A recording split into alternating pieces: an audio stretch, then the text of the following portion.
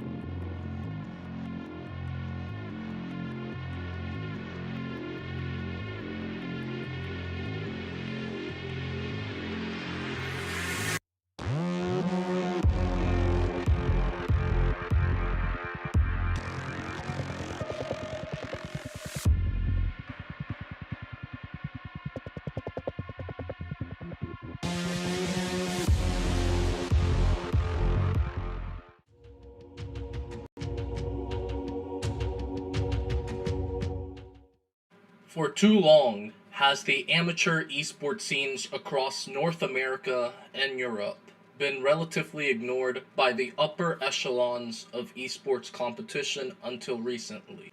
Operation Dawn is a way for the various AM scenes across multiple titles to band together for a larger cause. This is the time for competitive gamers, regardless of their gender, race, or skill level, to shatter the mainstream narrative of esports gamers. That we are wasting our time just playing video games. The majority of the general public does not believe that there is much compassion or viability in amateur esports. You and I see that compassion every single day in this amazing community. We can prove them wrong with your unwavering support. The successful completion of Operation Dawn can be the turning point for the various entities of amateur esports who for too long have suffered in silence. Not only can this be a symbolic victory for yourself,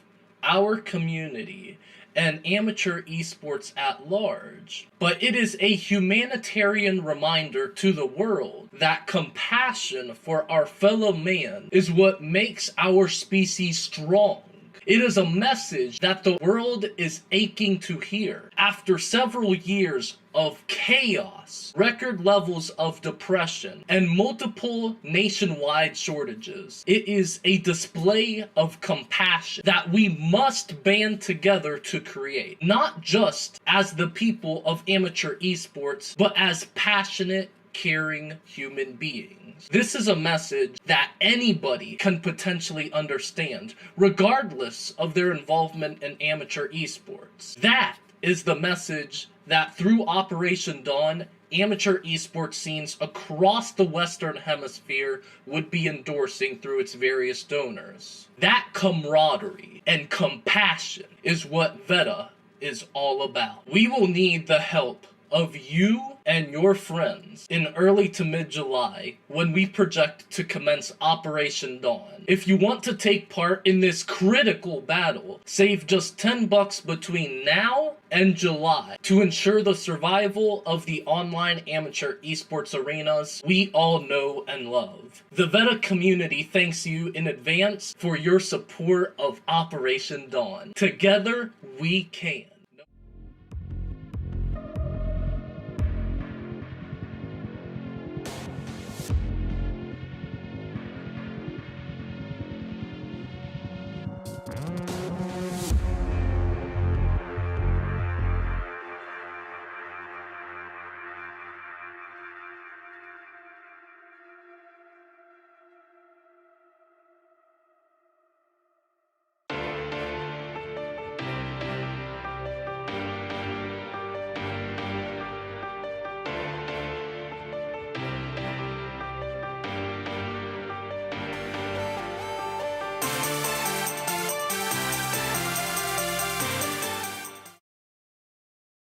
Welcome, one and all, to the Excellency Grind, brought to you by AM Grind. My name is DJ, and today I'll be joined by my business partner, Random Minion Caster RMC, for the grind. Today we have up to 10,000 Excellency Bucks ready to invest in two young promising teams looking for a mid-season boost, Gamers for God and New Age Frost.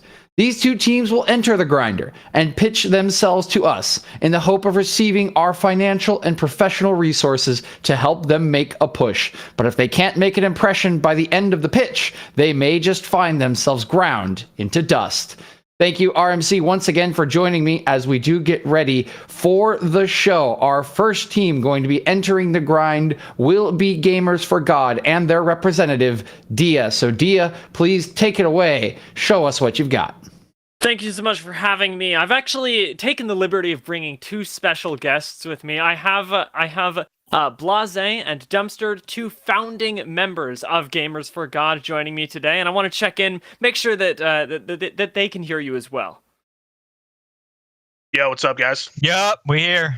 Perfect. So, I wanted to take a minute to introduce them because they're actually going to be able to speak to this team in a way that I, as a simple representative of the company, won't be able to. I can talk stats all day. I can help with outlining why this team is so special, but only they can speak to its spirit. Gamers for God, of course, is a unique organization in Excellency because they're a team with a purpose. It's right there in the title, Gamers for God, and they get these games out there super duper fast. They are one of our most promising teams, and I say that because of the fact that they're new and the fact that they've got so much room to grow, while being able to fit all of that into a very low time frame.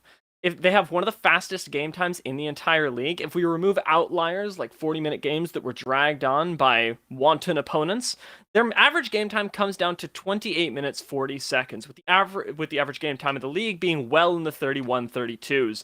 They've got the fourth highest gold per minute in the entirety of the league, following just behind team names that you'll know, like Who Flashed That Fight, AoE God Squad, Sparta Prime. And even though they play fast, even though they get so much gold, they don't get that many kills because they play controlled. They know exactly where they're strong, and they press right where it hurts. Not all over the map like these monkeys that you're used to seeing on the Rift. They have the third lowest deaths in the entire league, and these two guys, Blase and Dumpster, are both in the top 10 for kill participation across every single member participating in Excellency Heavy. And if those stats don't speak for themselves, I don't know what will. We're asking for not much. You guys have $10,000 to split amongst you, or so I've heard. And we want to divide that along holy numbers. I'm starting off with an offer, $7,000 for 21% ownership of Gamers for God. All right. Is there anything that your two guests have to say about the team? Would love to know a little bit more about the product from them. Well, I just want to say, hold on, let me go first. Go ahead. I just want to say that I know Dia has put a lot of faith in us, and I appreciate that. And I think we're underdogs, but we're here to prove everybody else wrong. And I appreciate Dia for giving us some confidence, and it's not going to be taken for granted. We're really going to impress you guys. Yeah, so I just want to say that. Great. Okay, we're looking in for that impression. So, I do have a question here. Just looking at the initial valuation, what are we looking at from a short to mid-term time period here? How many returns how many wins can we looking for in this sort of time frame? Are we looking for 3 and 4? Are we looking for a playoff push? What are you guys sort of selling us here? And how do you think our resources will help you push on here in Heavy League? Blase and Dumpster, do you feel like you can answer the question of short-term results a little better? I think we're definitely looking to make playoffs. Where exactly, that's not for certain, but we're for sure looking for a playoff spot. In the future, we're not sure. We could end up winning. Who knows? But we're definitely trying to secure the playoff spot. Short term. And part of this, of course, is going to be giving yourself up to a plan that you don't know something entirely about. But something that I know from experience here on the Heavy League is that Gamers for God are orgless right now, and that puts them in a really tight spot against some other big names, things like Lotus, things like Who Flashed That Fight even, that otherwise have the support of either their history or an entire organization behind them. These guys are already going to bat with those teams And if they can just get a little bit more investment, it'll let them have time to spend for their personal lives, for their religious lives, and to be able to continue furthering themselves as gamers in excellence. Interesting. Appreciate your answer, gentlemen. RMC, I can see you in deliberations there with your assistants. Can you tell me a little bit of what they've come up with? For sure. Yes, we have some questions here. Now, I'm a numbers kind of guy here, and so far, I'm not hearing too many numbers. I've heard average game time. I've heard how quickly you win or lose here. Now, you say average 28 minutes, but is that a win or a loss time? How many wins, how many losses do you guys currently have, and what are we looking in terms of projections here? So the 28-minute game time is both in wins and losses, and part of the reason that I bring that statistic up, Mr. RMC, is because what matters here to me for a newly forming team isn't whether they're winning or losing initially, but that percentage goes up over time, and it certainly has. Of course, starting in the first week, things were a little bit iffy as Sparta Prime was still getting on their feet, so we can, for the most part, ignore those games because Gamers for God did technically get a 3-0, but it's not. It wasn't a full out competition. What I will say is that because the average game time is so low, I'm saying that they can get in a lot more games in a lot shorter of a time span. Their actual win-loss isn't technically positive right now because of just having 2 weeks of play, one of which against one of our strongest teams, Glaive Onyx. And the fact is that with your support, I think that we can turn those losses into wins. The debate right now, for me, is about how much practice volume they can get in because of their short game time. But Mr. Dia, the numbers, please. I would like their win-loss record. All right, let me find it for you. I'll help you out there, buddy, as we transition to mine eventually. It's the same as New Age Frost, 5-4. Okay, that's not too bad. Not bad at all. Should be about mid-table, tied for third at the moment. May I barge in real quick? I want to say something. We did play against Glaive Onyx, and if I'm not mistaken, they were first, or maybe it's a new team or whatever. We had 2 really competitive games against them. So if we're almost winning against similar, if they are the first seed last split, we almost did win 2 games against them, and that kind of shows a lot to what our potential is for this split. Interesting, and I do believe in your potential. Looking at some of your gold generation over the last few weeks, it has been a little light in the early, stages of your company here. Negative deficits at 10 and 20 minutes, but a positive at 30 minutes. So there definitely is some potential growth here. And I have been in conversation with my business partner here, RMC, over DMs as we have been listening in. We are considering a bit of a counter offer. Last question I do want to ask you before we throw that out here is your next 3 games coming up for scheduling. For this sort of short term that we've been focusing on is AoE God Squad, Who Flashed That Fight, and Lotus. So outside of today against New Age Frost, you can include that in these next 4 games, I suppose. Where do you think your wins are coming from that we would be getting back from our investment? I think we have potential to beat any team. That's something we talked about before. Is that we have upset potential because we play so fast, we play so aggressively. We might throw teams, for a loop because they don't expect us to come out so strong and so confident in our abilities. So I think we can pick up wins against any team, whether it's 1 win or 2 wins. That's.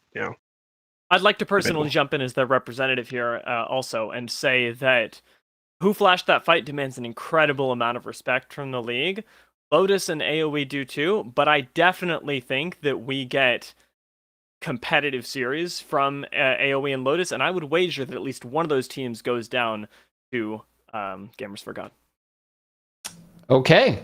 Well, gentlemen, we do appreciate your time. So let's flip it over here to our other pitch of the day so that they can have their time as well. We will come to a decision at the end. Blase and Dumpster, do want to thank you for joining us. We'll let you go and get prepared for your games tonight, where hopefully we can see some of that improvement and potential that you've been talking about as you go up against New Age Frost. Thank you. Thank you very much. Thanks, guys. Good luck. All right, Mr. Necrox, the floor is yours, the representative here for New Age Frost, our other pitch of the day. I appreciate it, Mr. DJ. So wise, you two, for coming out and letting me represent New Age Frost. I'm the only one here from New Age Frost. I have no representatives. They're currently practicing as I think everyone should be, because the game starts in about 15 minutes or so. But before we get there, let me sell to you exactly why you want your money in the right spot this split, and it's New Age Frost. I'm asking for $5,000 for a 20% stake in New Age Frost, in return a playoff berth, and even a shot at the semifinals.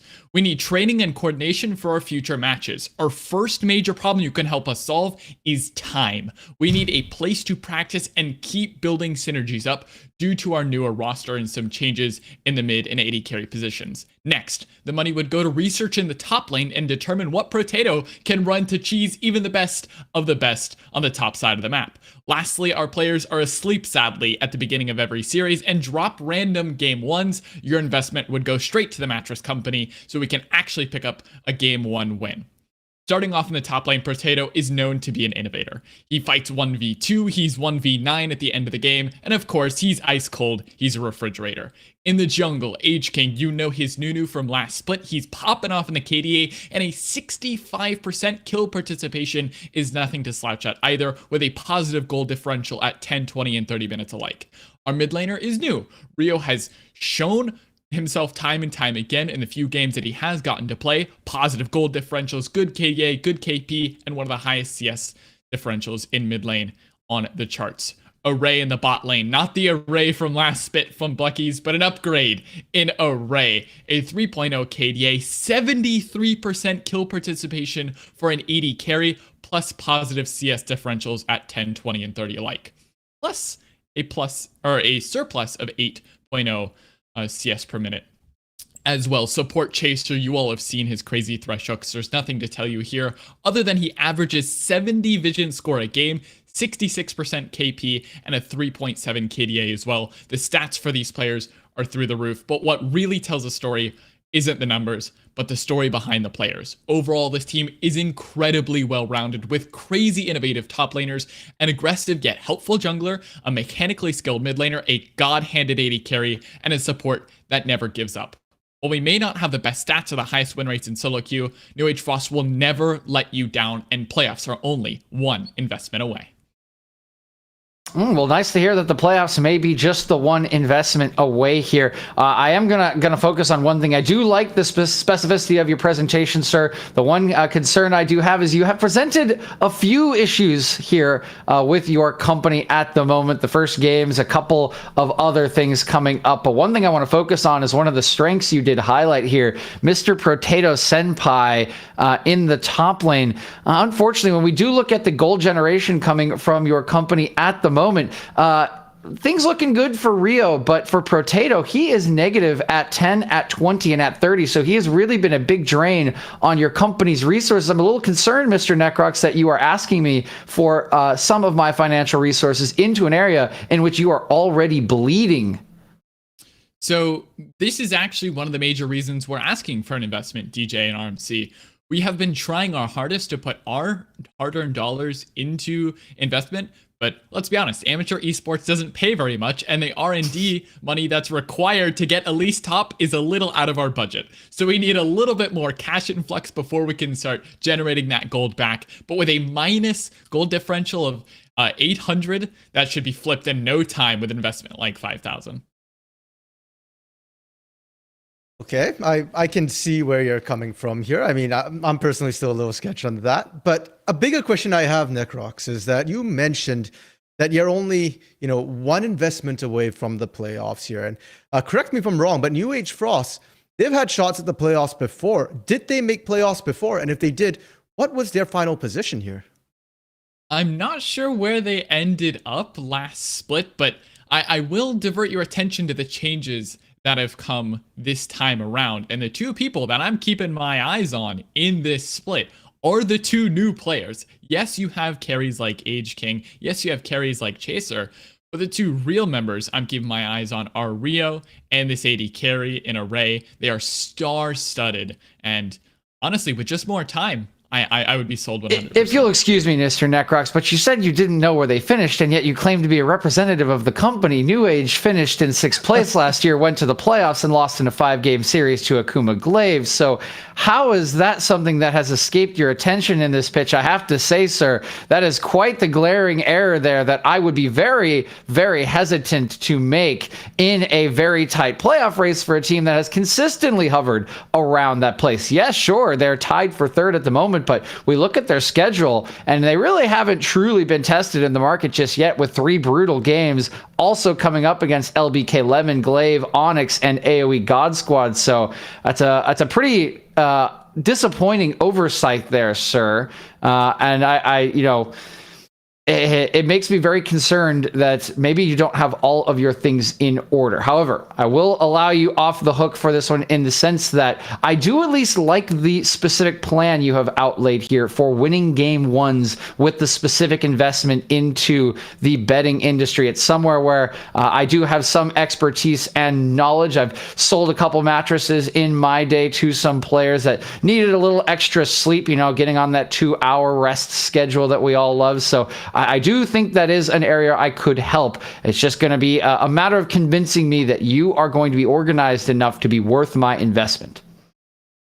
And I mean, if I could tell you one final thought here, DJ and RMC, is yes, you can look at the stats. Yes, you can look at past season performance. We've made playoffs before, if anything. That should give you confidence in our ability to at least make playoffs again. But really, the thing behind this team aren't the numbers. It's not what you're going to see on a day-to-day basis. It's what they do behind the scenes, and that is int solo queue, but they int solo queue together. These guys are constantly together looking to improve. And yeah, sure, their win rates aren't great. Sure, he plays the least top Potato does in solo queue and actually just decides to run it down for some reason. But what's more important than that is that they do it as a family. And if you invest in family, there's not a safer investment that you could make. And this is where I'm selling my money, is in this bond between New Age Frost players. RMC, any final points there from your family? I will say this. As minions here, our family is rather extended, and we frankly don't care about it. We care about money. That's why all minions have gold in their pockets here. So I'm not sold on this, and I will have to confer further with DJ, but I must say, not looking too good on my end right now.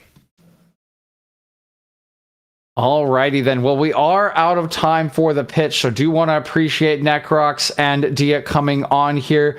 We have been deliberating behind the scenes, and we will start with our most recent pitch here for Mr. Necrox. We've been discussing it. We like a little bit of what you have pitched us, but some of the managerial mistakes here, frankly, from the representative they have chosen, have left us a little bit skeptical about the control of the operation. So we are willing to extend you the $5,000 that you have asked for all of these resources, which we do think could help the players, particularly with those game ones, but we want some control. So we're going to be asking for $5,000 in exchange for 33% of your company, along with the guarantee that you will win 2 of your next 3 matchups here. That is what we are looking to do with our investment, because we are not sure that with the current trajectory that you're going on, that you will be able to pull games off of any of the 3 teams that are coming on your schedule. How do you feel about our counteroffer? Just got in contact with the captain and manager. It seems that we have a deal under the great leadership of the Sharks and your staff as well. We seem to be confident in the direction that you all could take us, and with the knowledge that you all provide, RMC and DJ, we're fully focused now on making playoffs together once again. Alrighty, well, thank you for the deal, Mr. Necrox. I do appreciate your time. We look forward to working with you as New Age Frost makes their push to the playoffs, and hopefully we'll line all of our pockets and theirs with plenty of minion gold. Thank you very much, sir. Now back over to Gamers for God and Dia. RMC, would you like to tell them the decision we have reached? Okay, and regarding Gamers for God here, Dia, we understand your pitch, and we see where you're coming from. You asked for 7,000 for 21%. Holy numbers here, but unfortunately, I'm not sure that we are going to go with that here. We feel like you're going a lot on potential here, and potential doesn't exactly sell things. So we want a slightly smaller stake here. We're willing to give you 5,500 for 15% to limit our risk here. The funds are a pretty good amount as well, proportionate to what you asked for. Here's the thing. Random Midcaster, I respect and I appreciate the time and deliberation that you and your family have put into offering us such a deal, but holy numbers are holy numbers for a reason, and we do like to stick to those. I think that you guys have done us a great service by giving us the opportunity to come on here and audition for your attention, but I think we'll just have to prove ourselves, because the reality is that we don't need your money. God is on our side. Very well, and you'll probably need God on your side at the rate you're going, but we do look forward to seeing how your team manages to perform here. Thank you so much. Thank you for your time, Mr. Dia, Mr. Necrox. With that, we will wrap up this episode of The Grind. Join us next time to see if Glaive Onyx is still the Glaive they used to be, and to see what Stingus does with his cat at night. But for now, we'll throw it over to the analyst desk as we get ready for game number 4. Say your prayers, New Age Frost.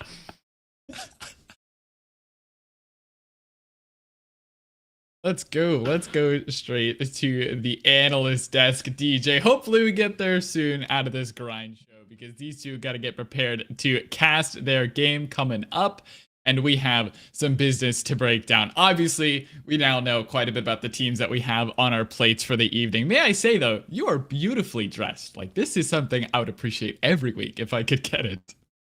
Well, thank you, sir. Special times call for special measures here. When you're gonna do some Shark Tank, you gotta dress the part here. Getting 10,000 excellency bucks is really hard from Jake. So we had to look the part. Now we gotta look the part as long as we can. Actually, he's forced us to wear this clothing for the rest of the season. That was part of the deal. So yeah, we're trapped. Thanks. Dreams come true for me, I guess. All right, let's get straight down to business and what we got on our hands. The graphics you see over on this side are not quite correct, but we do have his New Age Frost versus Gamers for God in a 3-game series. We're going the distance no matter what, because it is block of 3, and we have, I would say, 2 middle of the pack-ish teams. I definitely say New Age Frost is very middle of the pack. Gamers for God looking to prove, I guess, that they're at least middle of the pack, if not just a little above it. But tonight could be really important, to be honest, for playoff contention. These two could be fighting for the last spot come a few weeks later down the road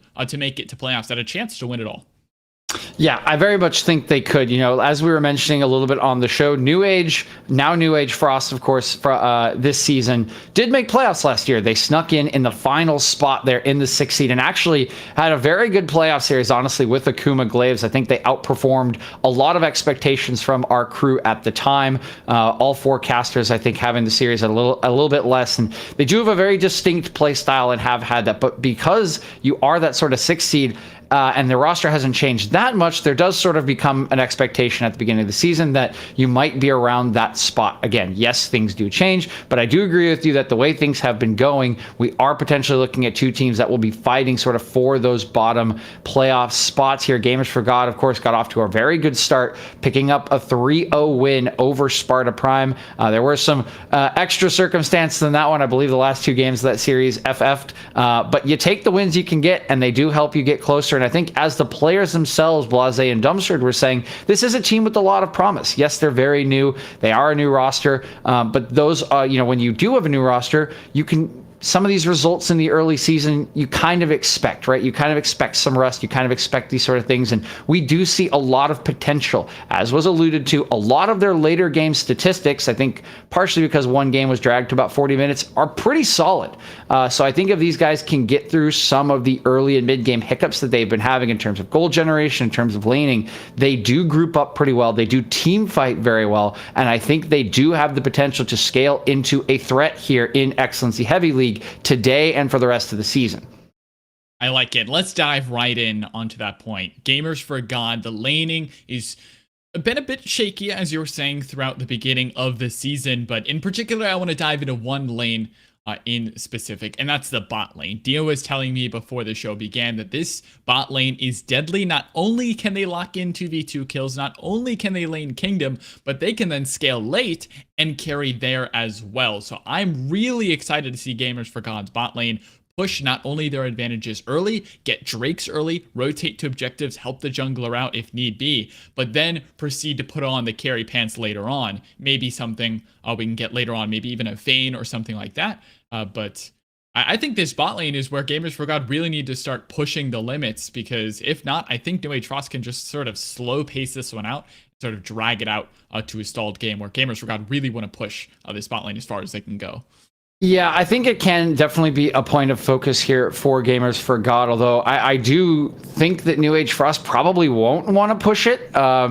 Typically when we see a New Age Frost team, we see Age King kind of define their sort of tempo, and he is an early game jungler. They like to make early plays. They do like to make those early plays around the bottom lane, however. So I think there is a lot of focus in this bottom lane, and it will be a big challenge here today for Josh and Solo to try to overcome this other bot lane duo in Array and Chaser. We've seen Chaser before, of course, last season with Blazing Bronze, who was a huge part of this roster, no longer there. Array has gotten himself off to a pretty nice start to the season statistically, looking very good. Their record pretty solid. They've snuck some games here and there, and that is what you have to do regardless of what your matchup is. So I think it is a point of focus. The one thing I will say that I think goes in the favor here, particularly for Gamers for God in this lane, is we didn't talk about it on the segment, but Thresh is a huge pick for Chaser. Oh, yeah. Thresh is the 6th most banned champion in Heavy League right now, if I'm not mistaken. He's definitely in that top range, and I don't think he'll see it tonight at all. I think that will be banned away from him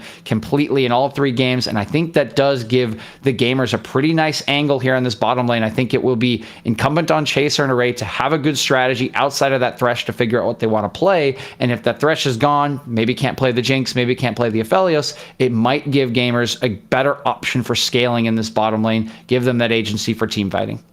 Yeah, and Thresh is one of those few champions, right, where you not only can go aggressive, not only play to Chaser's instinct, which is always to find plays, but then also provide safety to Array, who can sort of overextend himself at times when you didn't expect it in the first place. Along that, though, on that same note of the New Age Frost star-studded lineup, I want to hop one lane over into the mid lane before we get into draft here, DJ. A newcomer to Heavy, Rio, has been surprising all of us, not only with his impressive stats, but his impressive mechanical skill in the mid lane. Can play anything from Yasuo to LeBlanc to even more standard sort of control mages. I think Rio could really pull out something. It's just a question of, do New Age want to invest it to him in draft to give him that late pick and give him the carry?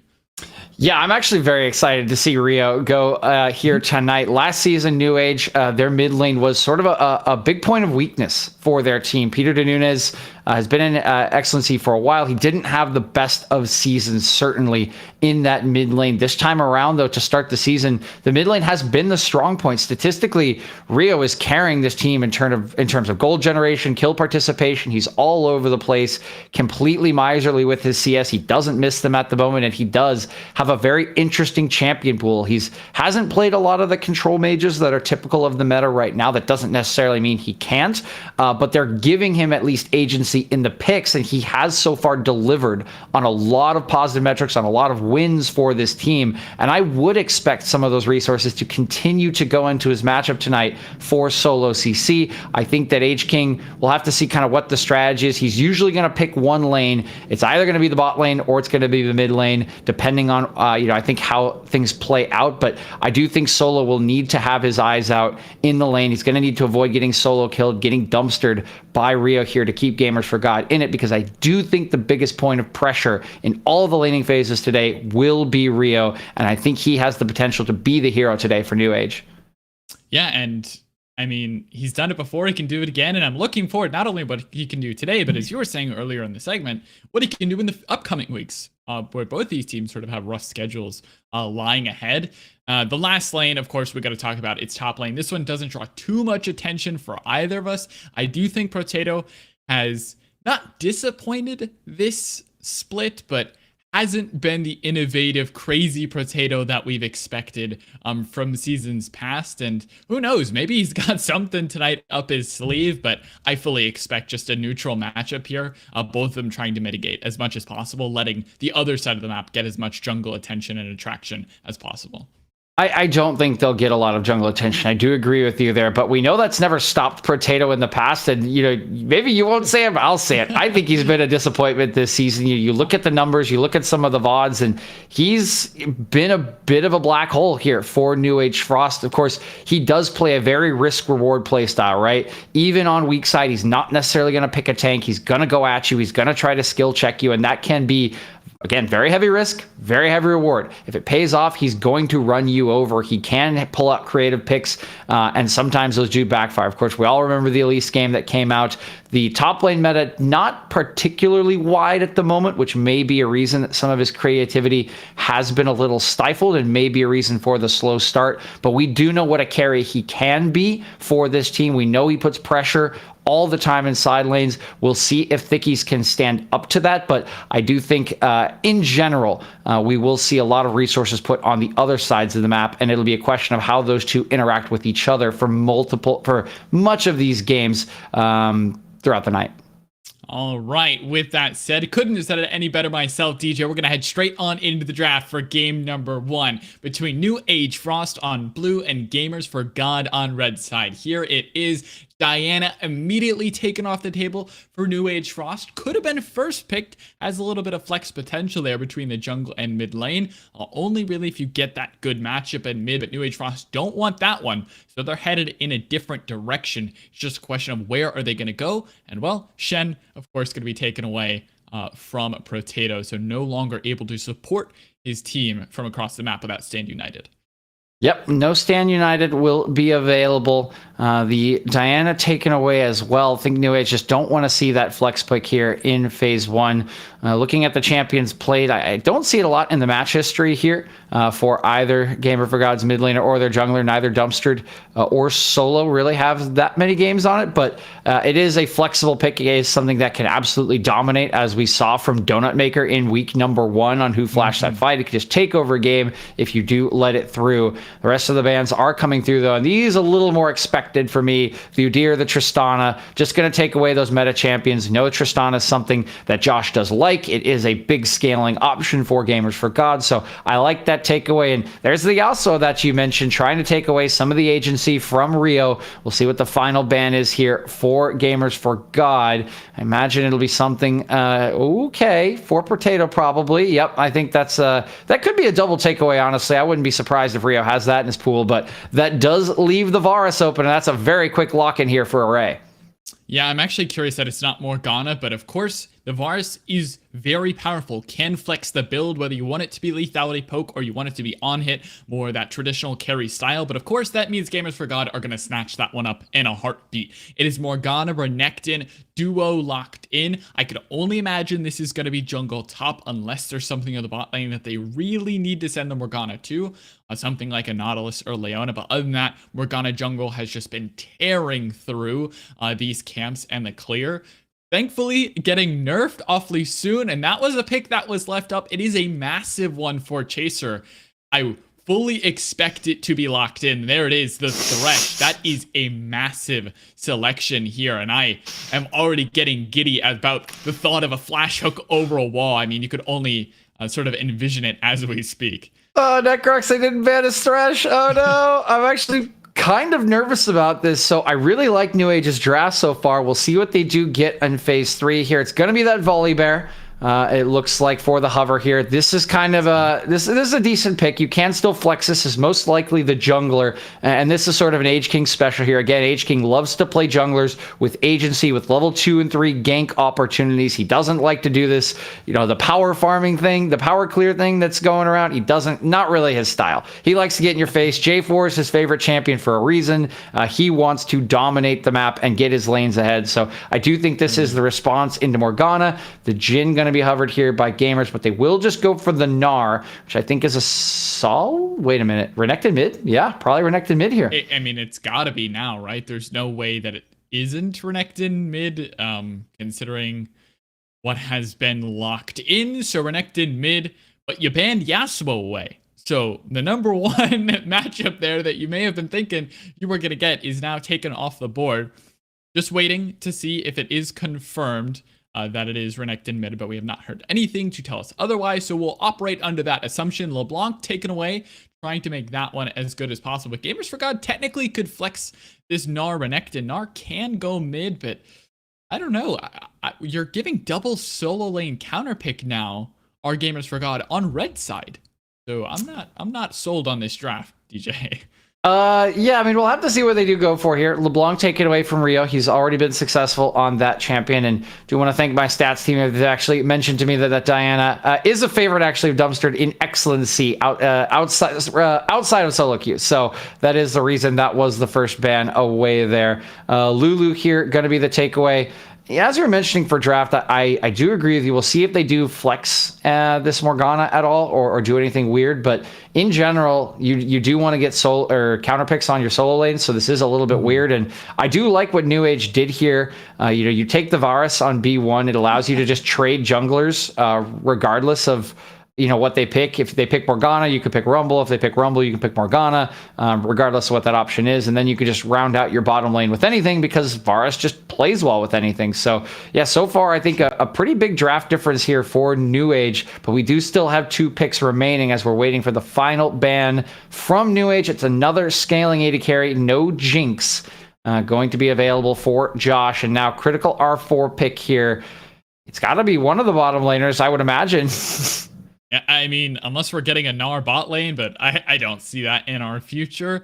It certainly is very questionable what Gamers for God are going for, but Dia told us that the bot lane was their focus. So if they wanted to give as many late picks to their bot lane as possible, sure, go for it. And that's a very high priority AD carry that has been seen time and time again. If you have the CC for it, like the Gnar, the backline dive, who can just hop, wallop, crunch his way in with that Gnar ulti, Kai'Sa can easily follow through with the plasma. So will be the proactive AD carry here for Gamers for God. They already have their bot lane locked in, New Age Frost Juice, so there's no possibility to flex anything around there.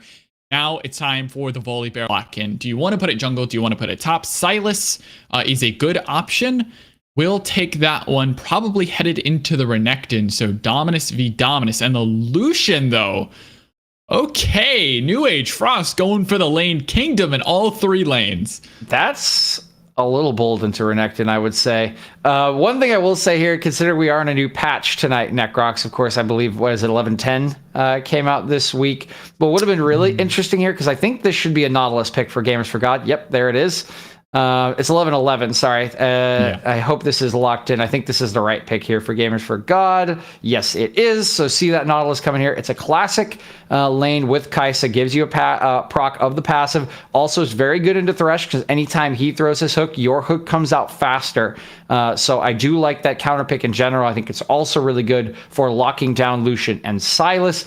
The thing that could have been really clever here from New Age Frost, which I didn't think would come out but could have, is if on B4 you actually went Nautilus with a mid laner, sent Volibear to the top lane, played Nautilus jungle, since he now can jungle clear with 150% damage on that E, and then picked your mid laner as well. And that would have really screwed up Gamers for God draft, I think, but you would have had to be comfortable with that sort of thing. So a little unlucky. Regardless, though, I do think the Sylas can kind of go into either lane here. He probably will go into the Gnar lane. The Lucian will probably stay mid, but we Potato. We could see anything out of Potato. I do think playing Lucian into Renekton is going to be a good matchup, but it is very, very risky. Just like playing a Quinn or something, if you make a mistake, and even worse than the Quinn, because the Quinn can dominate in a split push later in the game, you kind of just get blown up. Like a flash W into a Morgana bind, and you just can't do anything. So I actually kind of hope he takes Cleanse into this matchup and really does try to dominate the lane, because Lucian is not a pick you can play and just sort of like farm in lane. You need to get ahead. You need to get kills. You need to spread that lead, or it's just going to be worse the later the game goes. Yeah, and it's sort of the same all throughout this draft, unless we're getting an on-hit Varus, which is actually considerably likely, considering what Gamers for God have drafted, a very frontline heavy composition. So other than the bot lane, which might have sort of flexed their pick in a very niche way, everyone has gone for a lane counterpick here that is meant to index in the early game. So both solo laners here need to find an advantage. New Age Frost need to get ahead early, and this Volibear has to do the same thing. You're going to get out farmed. DJ, I don't know how many times we've been over this. If you're going to get out farmed, you want to fight for Crab and you lose it, it feels like game over. So if you're going to fight for it, get everyone there, send the horns, bring up Chaser if you need to, get this crab, get a gank going, or Morgana will just outpace you time and time again. So New Age Frost, I like their draft. I enjoy that they are going for the bold counterpick lane dominant style, but you need to execute on it, or Gamers for God. I thoroughly favor their team fight. It is so easy. They go in, they hit you with an R ulti, Kai'Sa follows up, Morgana follows up, and their damage is just very simple. While it may not be very flexible, New Age Frost, I guess they're awake in game one, or if they're not, it's going to look real bad. Yeah, I can't disagree with you. I do think there's some options for New Age Frost. Sylas has the Gnar ultimate. I think things become a little easier for them in a team fight, but regardless, it is just going to be harder to execute, right? You need some sort of pick with the Thresh or the Volibear. It is hard to stop all of this engage. You really only have Thresh for the disengage. Everyone else kind of wants to go in or stay far back. I expect it will actually be a lethality Varus, despite the composition on the enemy team.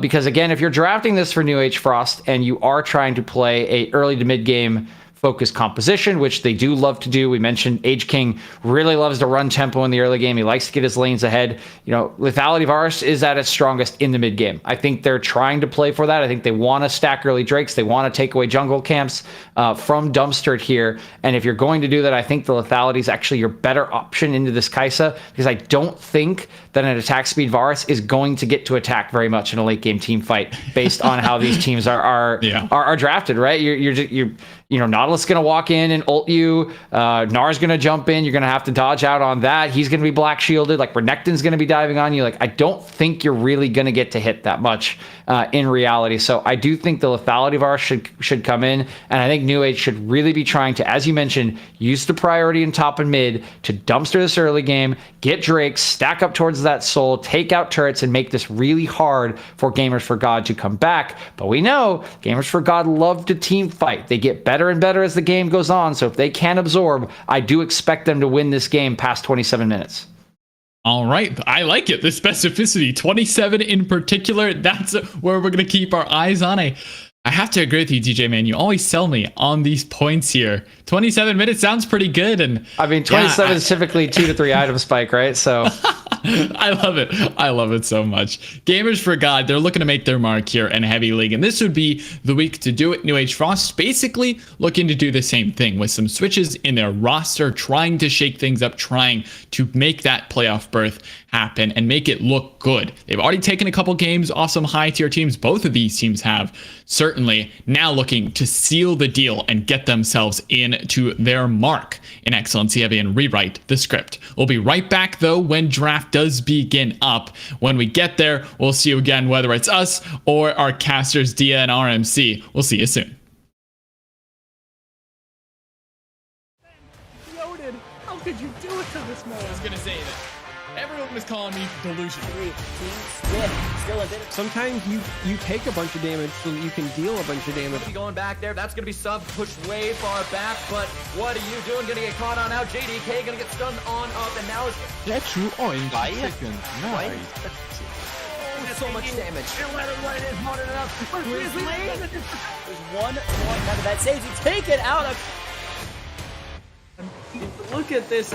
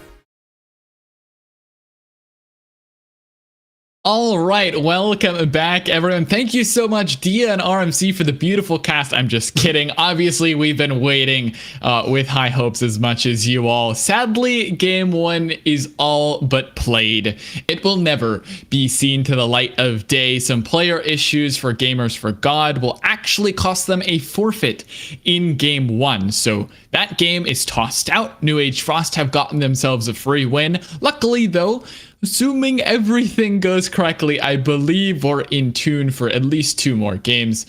We should be seeing Game 2 and Game 3 coming up awfully soon, waiting for that draft to begin up as players are now having some lobby issues that are hopefully getting resolved. But DJ, what a night we're off to. This is just incredible. My team got an offer. Dia failed his offer. And now we have lobby issues. We have key issues. Everything is just going off stupendously. Yep, beautiful problems all around Necrox, but we did get a good joke out of it because I do think it's the first time I've ever actually seen a game just lost in draft. I mean, I told you I liked New Age's draft, but I don't know. Maybe it was just too good that Gamers for God didn't want to play it, but regardless, a Game 2 draft will be a new draft, so we'll be redrafting that. They will swap sides, so forget everything you heard from Game 1 draft. None of that matters now. We'll get straight back into Game 2 draft, and then hopefully, maybe, eventually, you'll get to hear Dia and RMC actually call the action on the Rift. Yeah, I think we will definitely get there. We can kind of look back at least on the draft as we do when we do get ready for Game 2 draft and kind of see if there are adaptations made. It'll be very interesting considering the game has not been played to see if these teams prioritize the same things, right? I think we definitely had questions about draft number 1 for both teams. I did like the 4-5 from Gamers for God going for the Kai'Sa Nautilus bottom lane. It's as simple of an execution bottom lane as you can get. It went well with the composition. I think they were set up for a very nice team fight, and I'm a little surprised, honestly, that they got it at 4-5, and I was a little surprised with New Age Frost's answer in their blue 4-5 after what I thought was a very good first 3 picks. So hopefully with the extra time, the coaches have been able to chat it up, and maybe we see, in my opinion, a little bit of improvement and a little bit more cohesion in the drafts, but we will just have to find out when that does occur, as still just waiting on a couple of draft issues. They are remaking the lobby at the moment, so we'll be here chatting you up about some excellency stuff. And Necrox, you have any extra information that you left out of your pitch earlier? Maybe you could tell us about New Age Frost. Let me think. I honestly think that anything that I may have left out, Gamers for God actually wrapped up in draft. They banned all 3 champs that my mid laner, New Age's Frost mid laner is supposed to be famous for. First, I said Yasuo, then LeBlanc, and then standard control mages like Victor. All 3 were banned away. So, they have it read perfectly. Again, as we resolve some issues, you'll have to just bear with us. That's really it, though. I think everything that was laid out there on the table is there. The only thing I can say outside of, draft things like that is Chaser's mental apparently is really, really good. So who knew? Thresh players, they have mentals of rocks, and this man apparently is constantly uplifting, and you love to hear it, honestly. Seems like a broad assumption there about all Thresh players, but I do believe that about Chaser. And one thing I think you did mention there about the bans focused on Rio, I do expect that throughout the night, really. Here, we didn't quite get into some of the specifics, but we have a little bit of time here, considering what we're waiting for. And we look at Rio, some of his stats from the season so far. Gold at 10, 20, and 30 differential here. His gold differential at 10, 20, 30, 369 at 10, 1065 at 20, 2238 at 30. Those are pretty fantastic. Those are really, really good. And yes, again, there are some claims that they haven't quite played a team or gotten truly tested yet, but there's a lot of good mid laners in Heavy League. Every matchup really is a battle, and to be ahead by 1,000 gold, a full component really there could be a Seeker's Arm Guard, super useful item. That's really, really good at 20 minutes. And a lot of the gold differential that's been coming in, a lot of the extra resources that New Age have been getting have mostly come off the backs of Rio. So, we've been talking a little bit about it. He's playing well. I think Age King probably focusing around him a little bit too, to make sure that does happen. And I think that's also reflected a little bit in the fact that Array has been fairly even, 261, 192 gold leads at 1020. which tells me that, not as much attention down there, mostly kind of just left to go even with his matchups. And that's something that, you can rely on if you're New Age Frost. We talked about how good these bot lanes are, and if you can rely on them to farm and be ready to team fight, that is a good thing. But I don't expect Gamers for God over the course of this series, when we do get into drafts, to leave Array alone. I do expect them to try to get Josh ahead. I remember way back when we were casting our first split of Heavy League, it feels like forever ago now, when we were learning about New Age for the first time, now New Age Frost, that Age King, his Nunu, would just show up out of nowhere like level 2 in a lane. You're like, what is going on? It was the Jarvan, and you mentioned it earlier to perfect extent, that he just likes to get involved early, and I think with really powerful laners, whether it be Potato whipping out some crazy technology or just really standard, good, skilled players in mid and bot, this sort of heavy-handed approach to the jungle really can pay off for New Age Frost. On the other end, though, Gamers forgot a little bit more unknown about their play style.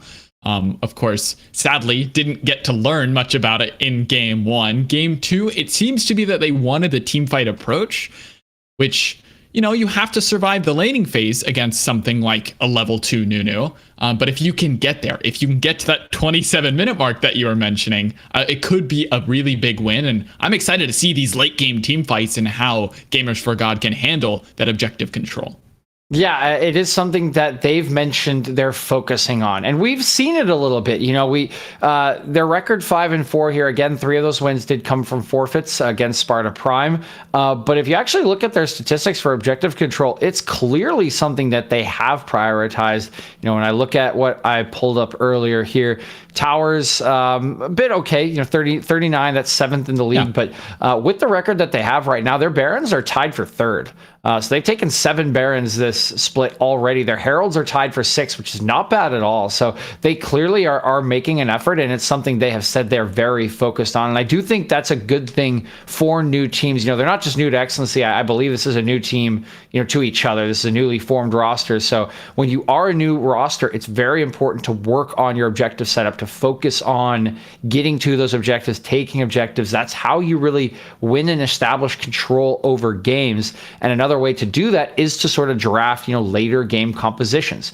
It takes more coordination. It takes a little bit more time to be able to play drafts that really play out for 25 minutes, right? That play for early skirmishing, that require a much higher burden of execution. So I think the steps we see from Gamers for God here are natural, and I do expect them to continue to get better and better. So we already see some positives in their objective control, and with their stated aim, I think, in the right place, I do think we can only expect it to get better. And just like with any new team, I expect them to be a bigger and bigger threat as the year does go on. And maybe tonight's the night that they show they've already kind of turned a corner. Again, New Age have been sort of our 6th, 7th, 5th place team for a couple splits now.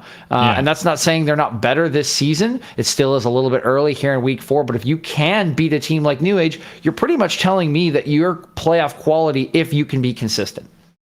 Yeah, and Gamers for God are challenging for that spot. It's, realistically, you could say Gamers for God, yes, they could turn things around and really push up the ranks, challenge people, maybe like Lotus, maybe like Glaive even at the top, who flashed that fight, teams like those. But in reality, they're fighting for that exact same spot against New Age Frost. They want the playoff berth. That's really all they're asking for, and then seeing where you can go in a best of 5 series later down the line. Good news for everyone who's waiting for this game to start, like DJ and I are. One team has already readied up for Game 2 draft. Again, a quick reminder, the draft will have to be redone considering we're on different sides, so that'll have to be completely changed up. Game 1 draft really doesn't mean all too much at this point, but we are halfway there. We're almost to the point of the beginning of the evening. We're already 47 minutes down the drain here, DJ, but it feels like we're just beginning to see these two teams fully sort of understanding where we're headed in the evening. I mean, you could see even a little bit behind the scenes here in the chats and whatnot that they wanted to switch some things up outside of the draft. So just waiting to see where it's been going. The biggest question, though, DJ, that I now have to ask you, that is obliged by every casters, you've been watching any good shows, any movies that you saw recently that you'd want to share? Frank, not really. I don't actually Really? watch a whole lot of television, and I haven't watched a lot of anime this season or this year at all. Work and casting, man. Work and casting. I have not watched all too much. Well, I'm also a Genshin Impact player, so I'm on the grind. Yeah, I feel the only thing I'll throw out there is Rotten. It's a documentary series, a docu-series, if you will, about like the food industry. Has been pretty cool to witness how different things are like sort of tied in with crime and things of that nature. Has been really interesting to watch as we're still just chilling out and waiting. All right, now I guess we can do it now that we have all this time in our hands. Let's go predictions. Let's go all the way down through. Let's start with this one though. Gamers Forgot No Age Frost. Forget game 1, obviously. The rest of the 2 games that we're going to be able to see tonight, where are we headed? Do you think it's going to be close? Is it one direction or the other? I know I have my own thoughts, but I'd like to hear yours first. So coming into the day, I probably would have predicted 2-1 for New Age Frost, although I do see a starting timer for our draft here, Necrox. Hey, we're in it. We got it. Predictions be damned. They don't want any of that. I can still give you my prediction for how this is going to go. It might change a little bit after draft. But coming into the day, I think I definitely would have predicted New Age Frost 2-1. Again, a team I've seen consistency out of. I think the stats pretty in their favor. And I do think at this point, in my opinion, probably a more consistent team. But New Age Frost do consistently drop a game per series, basically, even when they are favored, in my opinion, because of the early focus because the sort of early aggressive play style that they do have that comes out of Age King. That is the sort of thing that tends to backfire on you at least once per 3 or 4 games. So 2-1 would have been my answer. Considering they've gotten a freebie here, I think the rest of the series will probably go 2-0, in my opinion, and this will finish 3-0. You know, while you were talking, DJ, I'll be honest with you, I was looking at the bottom and what we're getting, and now at the top, it is literally the exact same I think they're draft. just running the same draft. And they're happy with what they got, I guess. This is not obliged. This is not mandatory. They could have changed things up completely, but instead, we're getting, you know, Mark II of just something in reverse. It is New Age Frost again, going for that Varus Thresh bot lane aggression, yet safety. Oh! 5 seconds. I saw Nocturne. That would have been something different, but I think they're not having it. Still Gnar. Maybe in a different order, or they could be thinking about something different. Gnar locked in. Do we get the Renekton? Do we get the Nocturne? See, come on, Gamers for God, give me something to talk about here. We've seen this draft before. We gave you all of our thoughts. Yeah, I mean, to be fair to them, you know, it's hard to make adaptations after you don't play a game and you don't see the things that could, change. But okay, here we go. We're gonna go with the Kai'Sa early. They don't want to band away this time. That does make a little more sense here. I think maybe recognizing what you were saying, you know, don't get both of our solo lanes counterpicked this time around. Instead, just going to match the AD carry. This is likely going to lead to 2 support bans, and I would actually expect the Nautilus to be banned this time around, considering the Kai'Sa is already locked in. So I do think that option will be taken away, which is a little unfortunate, because again, I thought that was actually a pretty good R4, R5 from Gamers for God to round out their bottom lane. But we do see the Sylas come back in. This is actually a nice adaptation here from New Age Frost picking this now, because Sylas can be flexed both mid and top, and now you can do whatever you want with those R4, R5 counter pick slots. So I actually like the fact that this comes in here early. I think this gives them a little more flexibility at the end of their draft. Yeah, and I enjoy what's happening, but it's not all too different. It's just in a different order, right? And that's because we're headed into bans now. So the things that were selected earlier that may not have been as high priority, well, I guess this is the adaptation they wanted. Galio is actually going to be taken off the board this time from New Age Frost. This is the first thing that is objectively different, not just slapped in a different order. Last time New Age Frost decided to ban the Jinx and the Lulu both.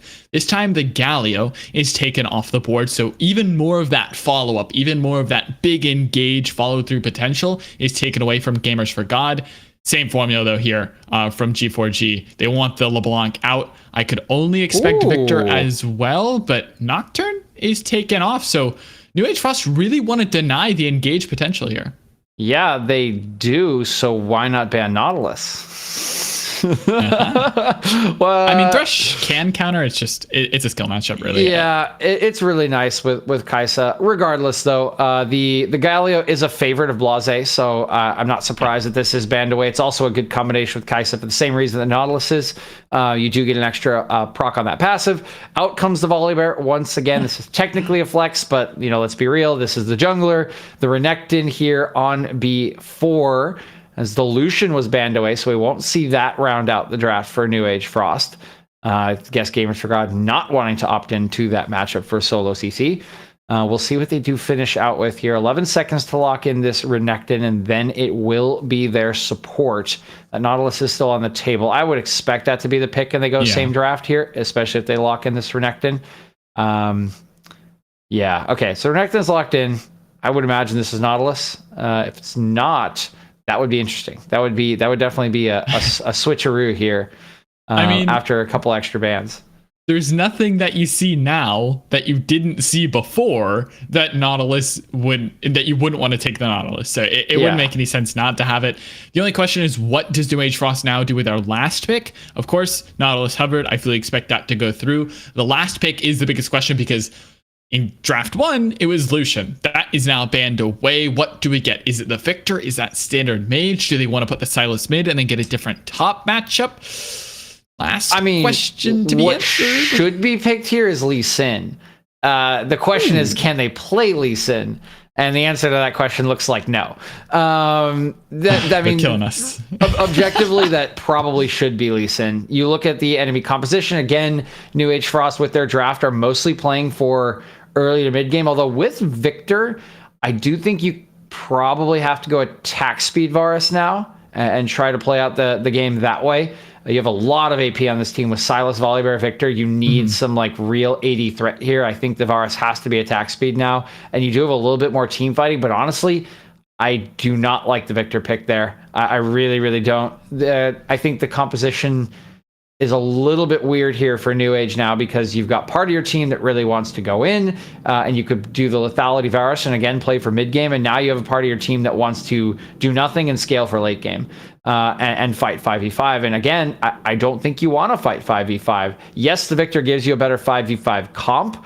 I still think it's really hard. It's really hard to play an immobile carry, even with the Thresh into Gnar, Renekton, Nautilus. I don't think there's quite enough peel to get these members off, particularly when there's a Morgana on the enemy team. She just presses Black Shield and suddenly half of your peel just disappears, right? So I think this is really tricky for Array, and it's going to be a big challenge for him in fights to stay alive, and it will be incumbent upon him and Reopkers to really carry these sort of fights as they do opt for a little bit of a later composition without that Lucian. I would have liked to see something like the Lee Sin because I think that does add to their mid game, fighting. You can put that in top or mid depending on whether you like the Renekton matchup or the Gnar. But of course, Lee Sin is a tricky champion. You have to be extremely precise on him, and he does fall off really, really hard if you're not playing him well. So I can definitely understand going for something that's more comfort and more in your wheelhouse for team fighting than something like the Lee Sin. And I mean, I would have preferred it in top lane as well. I think the Renekton matchup can be a little bit rough. He can kind of just point and click stun you into the Morgana bind, especially would have to take cleanse. And on someone like Lee Sin, that feels really, really bad having to take cleanse. So I don't know. Really tough stuff here from New Age Frost losing out on that Lucian, which, as you were saying, provided so much early game pressure, so much threat that it's felt like what we were talking about their comp relied on, right? Is this early brawl in the river where you get Age King on top scuttle, you bring Chaser up, and then Potato can move with his priority if he can push out in top lane. But I don't know that New Age Frost have that potential anymore with the scaling pick in the Victor, with the scaling that Array might find himself going into. Still waiting to see whether it is lethality or on hit. We do have a difference of opinion there. I don't know where New Age Frost now has this advantage. They certainly have a very strong 2v2 in the top lane with the Sylas Volibear. You can really lock down the Gnar, especially if he's only if he's in the midi form, as long as you land your CC and layer it correctly. But Gamers for God, without that Lucian, this draft actually seems to be swapping some minds here, especially mine. I'm not sure that they have enough tools to deal with a full-on threat that Gamers for God can throw at them.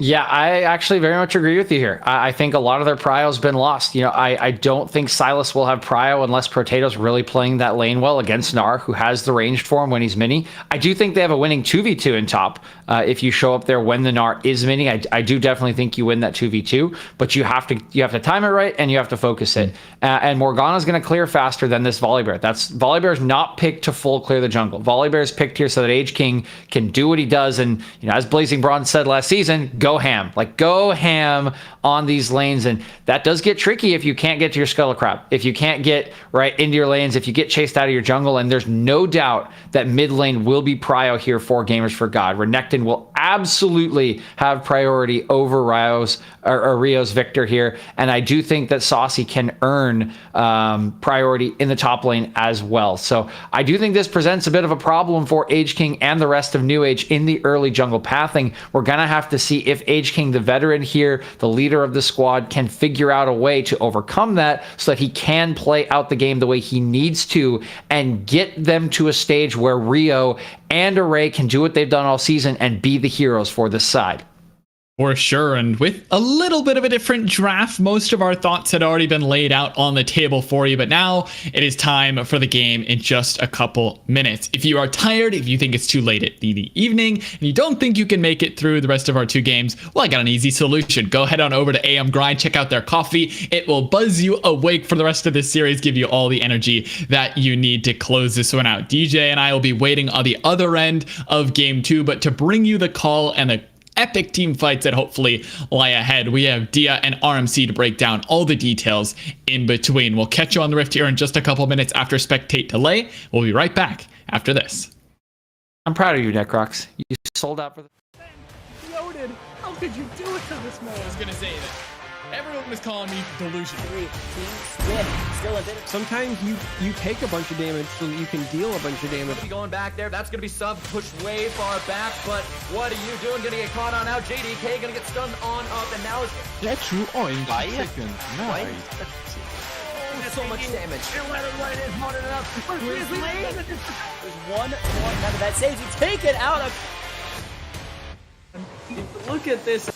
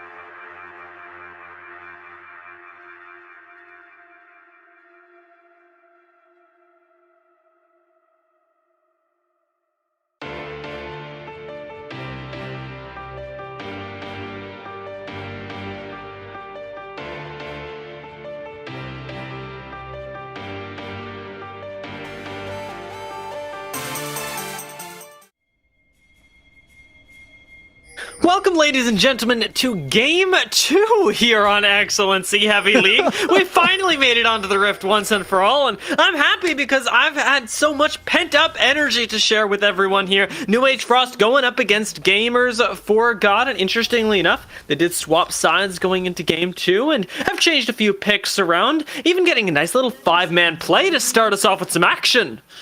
One pick changed. Oh, was it? Oh, never mind, Array. Instantly gets the hook there, and that's the power of the play. The Dark Passage not going to be taken as the root does connect. The stuns are enough, and that's Joshi getting a kill.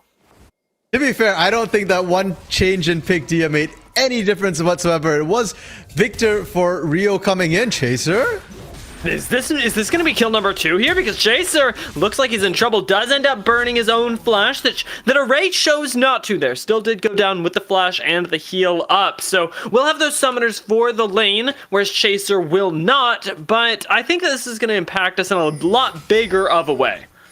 And I just want to point out right now that Array is actually tankier than Chaser at level 1 there. So I'm not 100% sure why Array went down and Chaser didn't. If we could get a replay on that, that'd be great. Thank you. Perfect, producers here. So we go in. It's kind of blind. Hook just comes out. Flash hook as well here. And yeah, I think it's just too far away. You can't run out. And that's all the difference there. The fact that Chaser could flash over a wall and Array did not have that option. That's the aggression that Blase promised me in his pregame interview. That was what we were talking about there. It was that and an objective focus from Gamers for God. And given that they have a kill in the bot lane, they should be able to transition that into priority on the map, right? That's what we're looking for from teams that can be more organized, that can prove themselves worthy of your investment, RMC, is to get a little bit more than just gold out of their initial advantages. Potato Senpai, though, making a few advantages of his own in the top lane. Now, that early first blood here won't transition to anything right away. Josh, he has not had a chance to go back and spend that gold yet. So right now, everything is fairly even state, as said on the desk by Necrox and DJ there. Bot and mid should favor Gamers for God. Top side, New Age Frost, going to favor that Silas a little bit here. But look at where Age King is going here into the jungle. Didn't actually managed to steal anything away. It's just taking the long tour and is taking damage here. Saucy did come down, and we might see another fight because Rio's coming out to back them up. Soluk has arrived as well, but Dumpstered isn't anywhere in the area. Instead, going for this sort of vertical jungle as Blase takes a little bit of a fight in the bot lane here. Again, without that kill to back them up, it doesn't end up resulting in a death, but still, Chaser going to half HP is no joke. After all that skirmishing in the top side, though, we didn't get too much of a chance to see. Gamers for God are going to retreat, and New Age Frost do get dominion over their newfound jungle.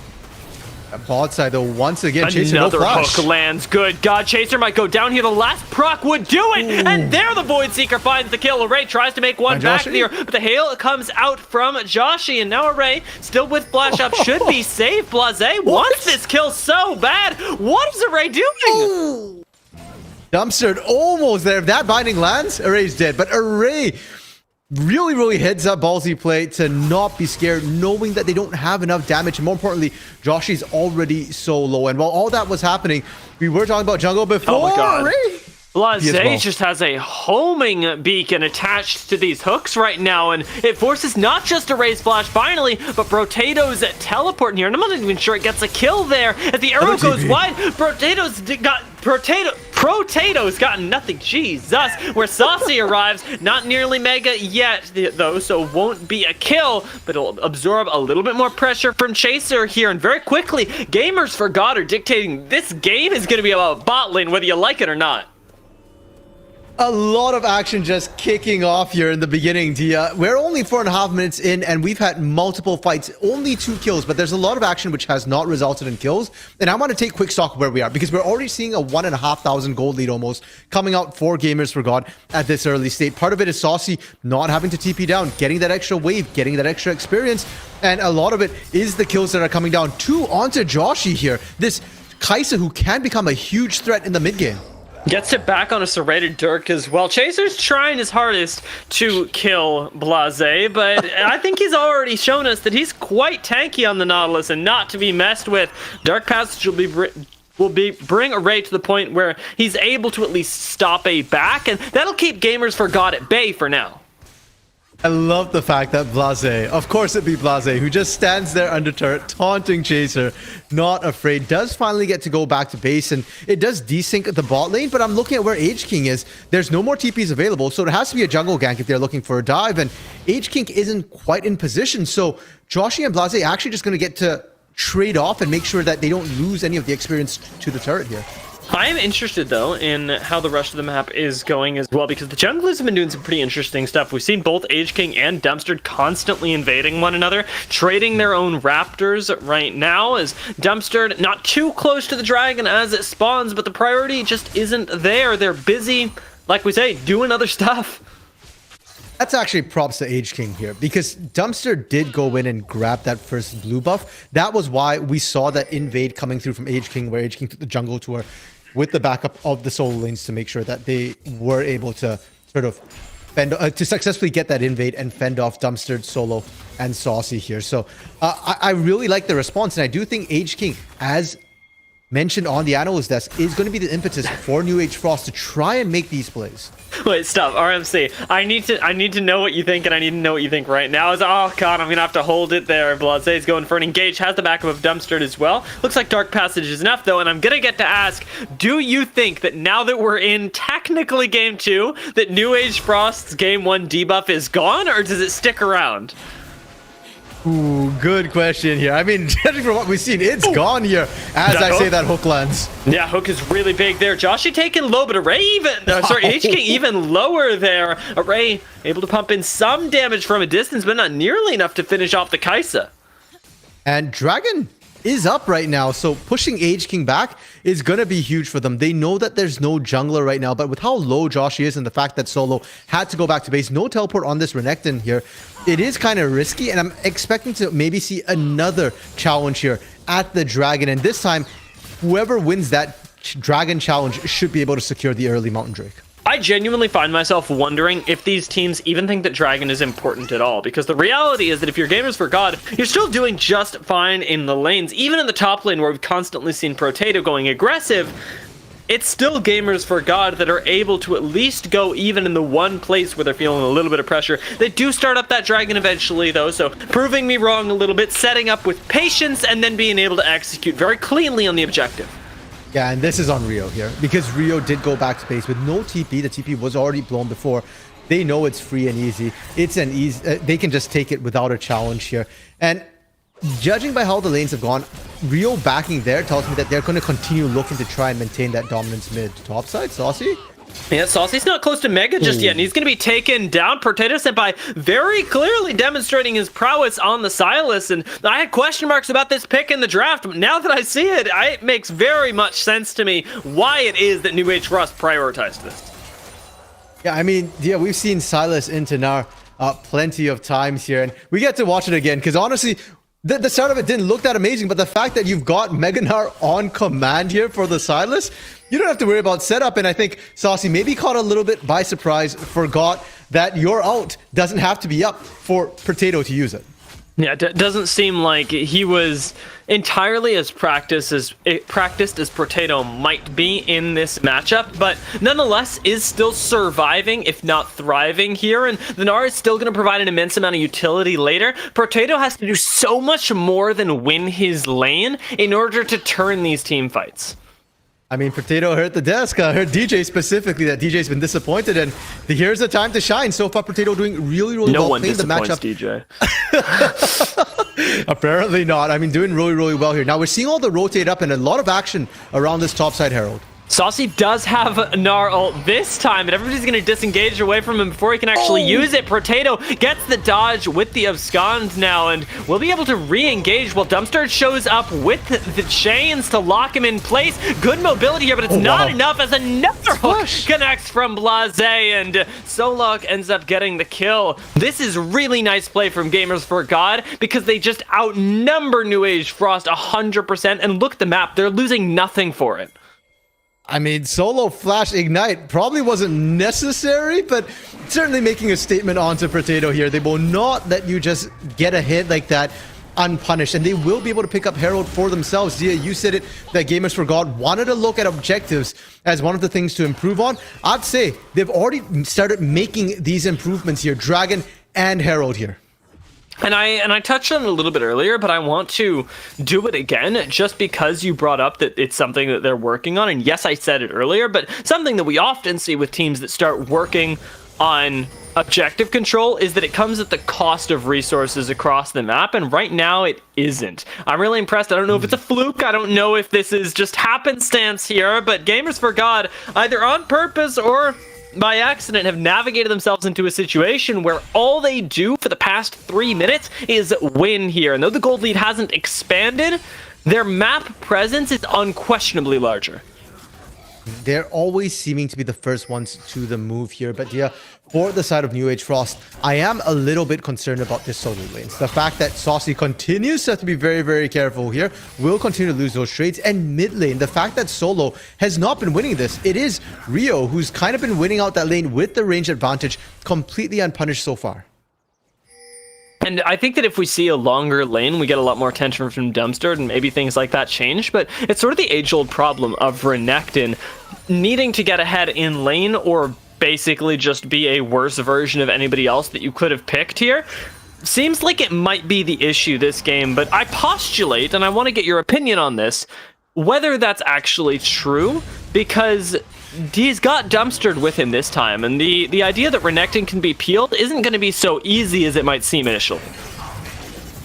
Yeah, I think once the Stride Breaker comes through, and I'm assuming that's what Solo's building towards here, then things get a lot dicier here for that Breaker. While the Gravity Field is all great and well for trying to disengage, it does have a bit of a lag time topside. Saucy, ooh, flash. Oh my god, gets caught by that again! Potato, what is he doing? It's just gapping top lane! Too clean! Yeah, it's just way too clean. I mean, the flash comes out, and normally Flash kind of heralds the end of a play. It's just like, okay, Flash, somebody got out. We'll have to burn Flash, and Potato didn't have his, but doesn't matter. Is able to connect the chains there, and just really, really well played. Blase clearing out the ward. Rio's in a lot of trouble, though, does have that flash, but the CC is just too much. He literally can't move from beginning to end, and Solo picks up another kill, so it might not be winning CS, but hey, you get enough kills as Renekton, it probably doesn't matter. Yeah, and so far, I mean, we're talking about Potato doing well. Solo's matching here. 2-0-1 for Solo against Potato's 2-1. And bot side, Joshi still has those 2 kills, still has the edge as well in this bot side. Herald now dropped. Dragon about to come up. Everything still hitting Gamers for God's way.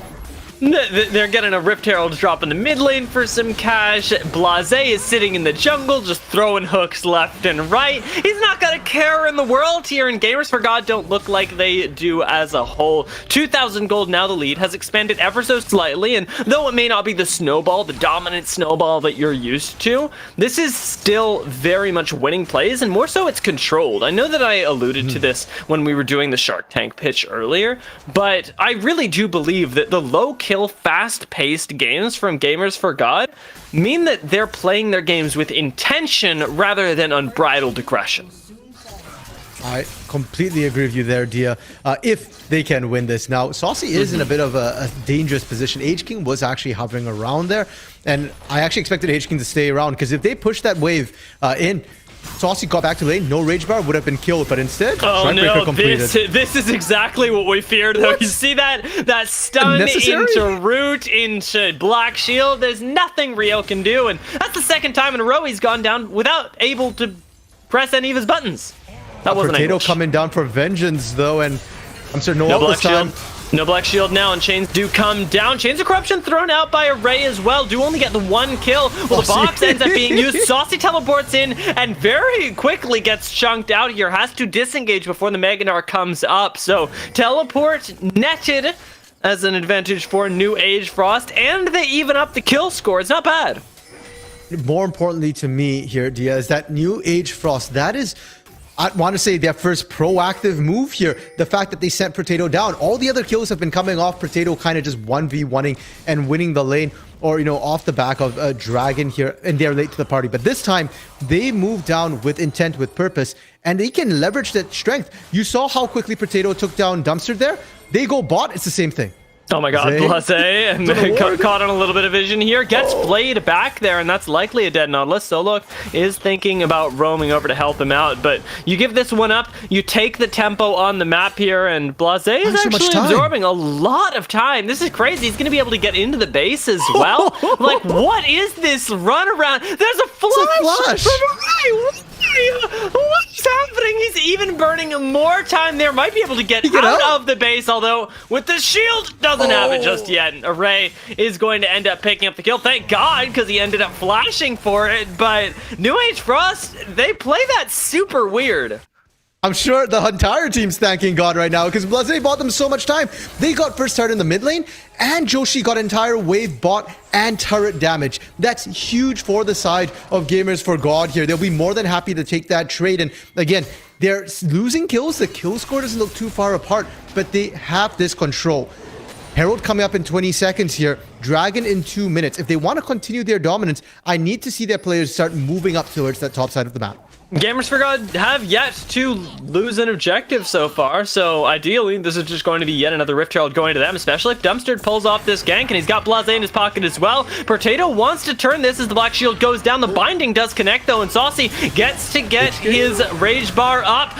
Huge Gnarl doesn't connect with 3 into the wall, but does connect with the 3. Saucy ends up giving the last boomerang over to give the kill to Dumpster, and Age King has to disengage. Gamers for God, they know what they have to do. Seems like Potato, though, doesn't know what their win conditions are. Isn't aware of what the enemy needs to do. Yeah, I mean, to be fair to Potato, you had Age King coming up. It was just too far away, and you can't make those sort of plays without adequate vision. They didn't have any vision in the river, and that ultimately cost them here. Herald being started up, they can't see into the pit, but Age King going to be walking right up into this one. Yeah, you got another Black Shield going down though. Blase engages in the backline while Dumpster just is getting soloed right now. Has to smite for the health. Chain of Corruption is going to go wide. Dumpster's surviving on single-digit HP. Forces the flash from Age King, but it's still a winning play as Gamers for God look a little bit disjointed there after securing what should have been an advantage over the Herald. That is just heads-up play from the side of New Age Frost. Potato goes back, buys the Everfrost, comes in, uses it immediately to great effect, and the chain CC Solo got into the fight, and that was kind of it. You couldn't do any damage here. For the side of Gamers for God, they've got to respect that sort of play. They don't actually lose the Herald because New Age Frost isn't starting it. They want to go for the turrets instead here, and they should be able to get this mid lane turret. Everybody's way too slow coming out of base, won't be able to contest that, and off that turret as well, they can rotate for drag. Look at Kai'Sa. Oh my god, Josh, please. I just need Josh not to die right now. He's basically the entirety of the game plan for Gamers for God. And the same goes for Potato in this top lane. The Silas is basically the entire composition right now. They live or die by whether Potato can execute in the fights. Right now hasn't been a problem, but we'll see how it pans out as Blase goes for yet another fight. A guy just hooks on cooldown right now. It's costing him his health. Josh goes into 4 members though and gets chain CC'd, has to flash away while Potato solos 2 members in the backside. Finally he goes down though. Josh is still alive, but the members advantage is in favor of New Age Frost. No dragon contest. Looks like it's gonna come through from Gamers for God, and they're gonna give up their second objective of the game. I just have to question that engaged you. You weren't ready for that fight. You weren't set up here. They did have vision. That's good, but just everything else after that there. Saucy wasn't mega. The big outs were up. Chaos Storm's up, and you're fighting in a choke point like that. That was just asking for trouble, and now they've lost that dragon here. They probably would have lost it anyways, but they've given up kills off the back end, and suddenly Tempo Dia is no longer in favor for Gamers for God. We're dead even here.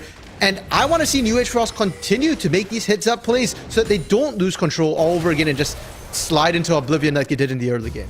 And on the other side of that, I love Blase, but I want to see him rein it in a little bit because that's literally 2 fights in a row now, back-to-back, that we've seen him go for an engage that by all means is fine, but he's on a totally different page from the rest of the team. And if you're going in as one and the other 4 are going, we need to play this a little bit slower, you're the one that has to adjust. And now, Dia, before that fight, we were talking about the fact that Potato and Josh are the big players. You see what I'm talking about? You see exactly what I'm talking about right there? Just blindly goes in. Potato actually might be able to take this one. Dumpster ends up getting zoned off, and that's straight up 1v2. Rio wasn't even there by the time Blase and Dumpster had to back off. When everybody else was coming in as well, looking for a potential dive. I honestly think if you just go without the minions here, fine. There is that Stormbringer to disable that turret for a second there, and I think that would have been enough to find a kill. As it stands, they do have to back off. They gained absolutely nothing, and Saucy is still split pushing this bot side. Does have TP available as well, and now Array and Chaser in danger. This is really good, actually, for Gamers for God. The binding doesn't connect, but Solok is all over the carries right now. Array is going to get thrown into the wall, taken down. The deletion comes in. The numbers are too much, and Gamers for God get a double kill at the 20-minute mark. Are they going for Baron? Baron is a little risky right now. 20.5 minutes. You've got big team fight ultimates, and more importantly, Potato is still alive here.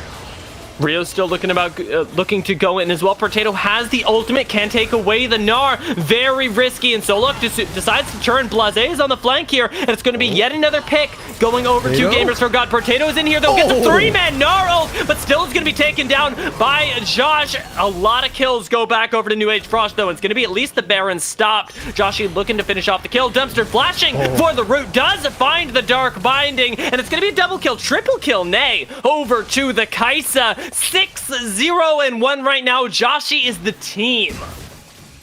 And I do want to point out, dear, that even though it feels very much like that was a win for Gamers for God, it's not. They traded 3 for 3, and they lost Baron here. That they do get to pick up, they don't even take up this top lane turret. If they did, that's a win. As it stands, they're only even. You're not taking this fight, are you? Not into the 6-0, Kai'Sa. You've got to land a hook here, but the Black Shield is already down. Joshy gets another kill for free here, and the teleport might just be enough to stop it. Trying to get away here, just barely whiffing that Frost Pulse. Joshy's going to be able to get away, I think. I called it a little bit earlier before. Dumpstered, however. We'll see if he can burn as much time as Blase. We're starting the timer now. And it doesn't seem like it's going to be so. Unfortunately, as CC's going to connect. Wait a minute! Wait a minute! Dumpster, the fancy beat! He's fine. He's fine. He gets out. He gets out. He's out. He's going to collapse. No, he's out. He's out. He's out. He's out. He's out. Well, yeah, he's out and back at Fountain. That's all it is. Yeah. Baron is still on the table. These teams have been scrapping around it, all around it, but not actually at it here. And I think the teams need to calm down, reset a little bit here. Wait for everybody to be up, and then look for a pick. Dragon coming up in a minute as well. Dragon gets bursted down a lot quicker here. So if they do just want to wait for that and go for that as well, I think whichever team gets to the Dragon first should be able to secure it. I would tend to agree. So much of this is going to come down to not just who gets there first, but whether I want to say who's throwing out the initiate. And oddly enough, counterintuitively, I feel like the person or the team that initiates is likely going to be the one that goes down. In the top lane, though, we are getting a little bit of a different story as the team that initiates ends up getting a pick in a 2 versus 1. 42 seconds left on the Dragon. Let's see if they can repeat that performance. Going for Baron again. It's better this time. There's no TP on Potato, so I like where they're at. And look at the vision they've set up. There are no blind spots. They know exactly where New Age is. The question is, Age King, can he be the king they need at this point? Smite steal this away. Let's see if he can do it. He does have a level advantage. Goes into the pit here. Gets the steal. Age King. And he gets away with the Dark Passage as well. On top of all of that, New Age Frost are going to get a pick. And they're now not only in the game, they're not only even, they have an advantage. There was only one way that Gamers for God loses that, and it was precisely that, a Smite steal away here. Now they're just rotating for Dragon, and you can see that for the side of Gamers for God, they don't want anything to do with the Dragon. They're demoralized at this point. Yeah, you can't do anything about it here. Second Infernal is going to go over. Let's take a look at how that happened, though. Age King goes into the pit, 960, 930, and an instant smite as it hits 700 health. Gets Age King right away with the Dark Passage as well. New Age Frost were ready for that play, and Gamers for God don't feel like they gave the jungle the respect that he deserved, because that counter jungling, the levels that Age King had really paid off there. Dumpster didn't smite. Usually when it comes down to the smite fight, it's kind of a nerve deal, right? Like you get close and then you kind of hit it. And yeah, Dumpster just didn't even do that. So the communication a little lacking there. They will lose a turret for their sins as well. But it's still not over. Baron is great for pushing and taking turrets. But Gamers for God has actually won the last 2 fights. We have to remember that while New Age Frost has been able to salvage those fights, they actually did lose the fight. So the Baron buff might put them about equal here, and the next fight is going to be a lot about execution. Who can actually get the proper initiates off? And for that, I'm looking at Blase and Saucy for the side of Gamers for God. And for New Age Frost, I'm looking at Potato because Potato has been on point with these Gnar ultimates that he steals away. Yeah, it's going to come down to the initiation. And Potato, as much as we're looking at him, his eyes need to be laser focused on Joshi right now. Still hasn't died in this game. Is the sole remaining bastion for Gamers Forgotten. Still has the damage to chew through just about anyone right now. As long as that CC is landing from Blase and Saucy, nothing can stand in the way of this Kai'Sa. Oh, for a second I was getting real scared. That Croc was looking for the flank, and I don't think they actually had vision on Solo there, but now they did spot Solo, so the flank worry is gone, and in a straight-up siege situation with the Varus here, they're in a really, really comfortable position. Solo now going for the other side in hopes for a flank.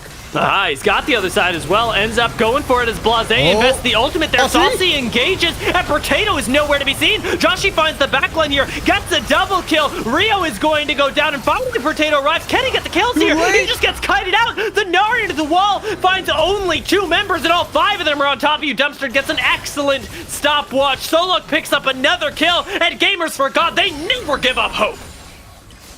They didn't lose a single person on that flank. That was so well played. And once again here, like you pointed out, Dia, it feels like whoever initiates is whoever sort of loses that fight. If we watch what kicks it off, it's a death sentence onto a fully stacked Saucy who was ready and waiting to go there. And where's Potato? On the map, you can see Potato was at the Baron pit when there's no Baron. Just, again, miscommunication here between the support engages and the rest of the team. And we gave a lot of lip service to Joshi going into that fight. Very much proved that he deserved it. The other person who I think went a little underappreciated is definitely Solok, or Solo, rather, as I keep saying the C's in his name and just don't mean to. The Renekton Morgana combination that I had feared, theoretically, in the early game has really transitioned into a mid-game threat, because you watch that fight and Array can't do anything. There's just an alligator walking at him and nothing to stop him. And that was one of the things that they brought up on the desk. Necrox and DJ were questioning what happens when they engage into you. Where's your appeal coming from? You've got one Flay from Chaser, and that's kind of been it. I was hoping the gravity field from that Victor, compared to the Lucian pick that we saw in game 1, would be able to do better here, but it's not. And that Black Shield is just negating so much of that CC protection that you can't flay away a black shielded Crocodile just running at you, and if Array Solo gets onto Array, it's done. No one can peel him off. I really, really, really want to see a fight, though, where Potato is actually there, because Yai showed up at the end, but he's the key part of your team fight. He's half of your kills right now. You need this guy around. You need the utility that the Sylas can provide, and New Age Frost more so need to be playing around him than they do their actual win conditions, because he is the thing that's keeping them in the game right now. Yep, and we will probably get to see that soon. Approximately a minute to Inferno. It's not so yet for either of these teams, so it's not the most critical thing, but the teams want to scrap. Their compositions are literally built to fight. They don't do great at sieging. They're not about rotating here. We're not seeing a lot of movement speed buffs, so I'm sure that they're going to look for that, or maybe the Baron in a minute, because they definitely like to tango around that pit. Blase now, with the small invade to set up the vision for the dragon, doing exactly the objective demanding that we desire. Solo is going to go for an engage here, and Blase's on the flank, so it's a very, very dead Victor. Question is, what can they get for it? Is this time Potato was here, ends up going down, unfortunately. Edge King does get stunned, though, and the hook is going to land. Joshi is down. This is your chance, but can you stop Solo and Saucy in the front line? Do you have the damage? Saucy gets hooked back in, ends up going down. The Gnar is out on the field, and Dumpster and Solo need to run for their lives. And it's so key that they did manage to find that Kai'Sa. The Shred coming through. I don't think they can stop this. Dragon is up right now. New Age Frost get to pick up their spoils of war here. And we saw Age King get into the pit and steal the Baron. But without Flash, I sincerely doubt that Dumpster can pull off the same thing. I really wonder. I really find myself wondering what ends up happening here. Age King should have the smite there, but a great binding lands. And Chaser looks like he's going to go down. Solo spends a lot of time with him, and Age King gets a kill as well. So it's a 2-for-1. And you're going to come out of that, and Solo is going to likely go down. Actually ends up getting the Slice and Dice away, but like you say, Dragon does go over. So Gamers Forgotten, they give over one extra kill in the grand scheme of things. But what really matters is that third stack of the Infernal Drake. No point. Baron is up as well here, and for the side of New Age Frost. They're only down their support. They could look to try and get there, force things. I do want to see just vision, because I feel like that's the first step of any objective, is getting the vision down here. And oh, they don't do it with their advantage. Now Rio in trouble here. Rio is dead here. We've seen this time and time again. As soon as somebody sets their sights on a Victor, that Victor dies no matter what you think. Now, like you said, Baron is up, and you know who has vision supremacy? It's Gamers for God.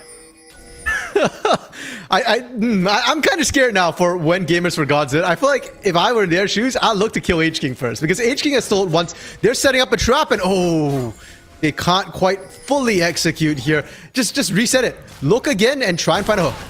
Yeah, and unfortunately they don't get that there. Lantern is going to spot that the Baron is begun. Let's see if H-King can pull off another one of his miracles here. Gamers for God looking for a small one of their own. Protato is in the area as well. Chains of Corruption connect over the wall. Dumpster flashes in with the chains though. Then Blase gets hooked. Look at Joshy though. He's fighting Protato with no backup, and that is all of your damage here. Even with Solik in the team fight, can you even turn it? The Gator is on. Saucy is laying down the CC. Protato is stunned, but I'm not sure who comes out on top here. Dumpster secures the last hit, and Gamers for God barely eke out that win. Do it now. H-King is dead. If you cannot take Baron here, then I think Gamers for God are truly forsaken at this point and need to just avoid Baron for the rest of the game. Rio looking here, but there's just not enough damage here. Looking for a hook, I think, and then maybe a kill on the back end of things. And Dumpster still has Smite, is full HP, so you're not going to poke them out. Rio's just going to go straight for the engage, it seems. Drops the Chaos Storm onto these folks, and Saucy is going to have to gnar him into the wall here. Doesn't land the stun, though. Dumpster goes to single-digit HP, ends up getting shut down, and Rio saves the day. Okay, it's official. Gamers for God need to leave the Baron alone. This is not an objective you can safely take anymore here. Unless you're all full 5 and you've aced the enemy team. If there's even one person up, I'd be kind of scared right now if I was Gamers for God.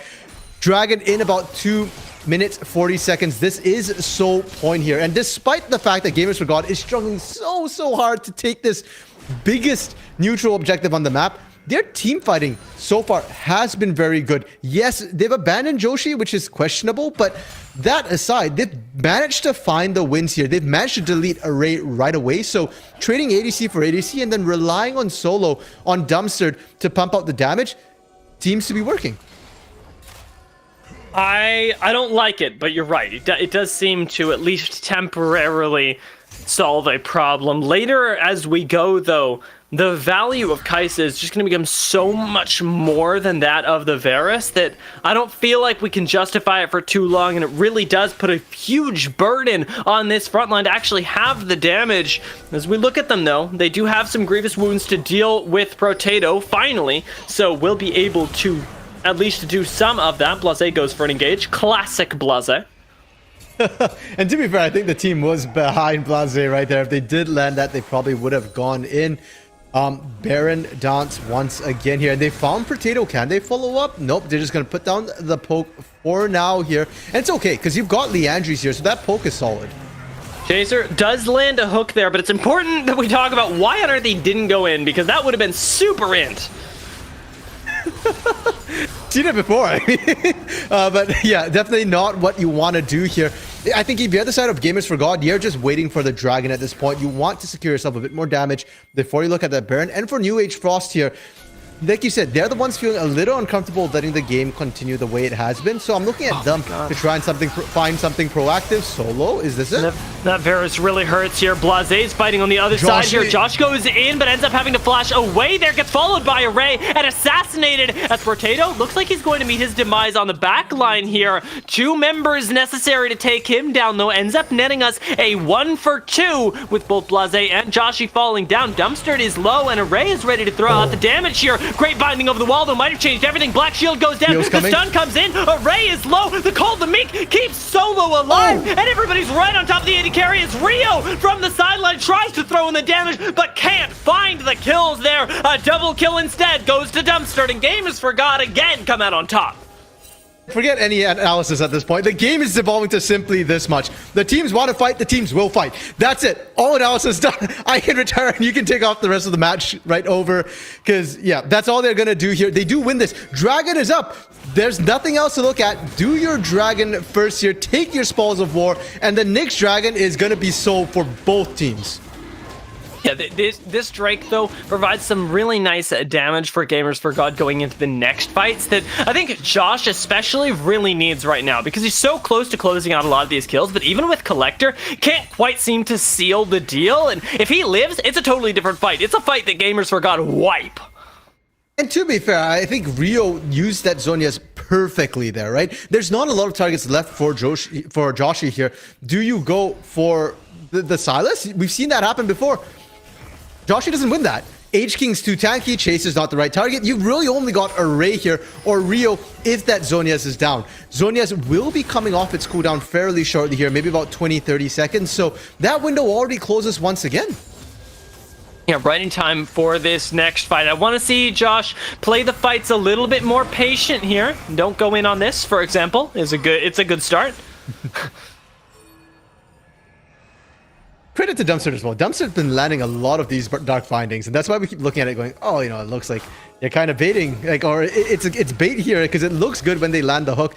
The poke, like I said, will stay. It is Liandry's with that Morelos here, so they're fairly comfortable. And I do want to point out that the piercing arrows from the side of Array here are starting to fall off a little bit. Yes, you went lethality with that Duskblade. You've got that Mirror Mana here, but it's not the full lethality build, and it's not the full damage build. And kind of going hybrid like that is hurting the poke damage.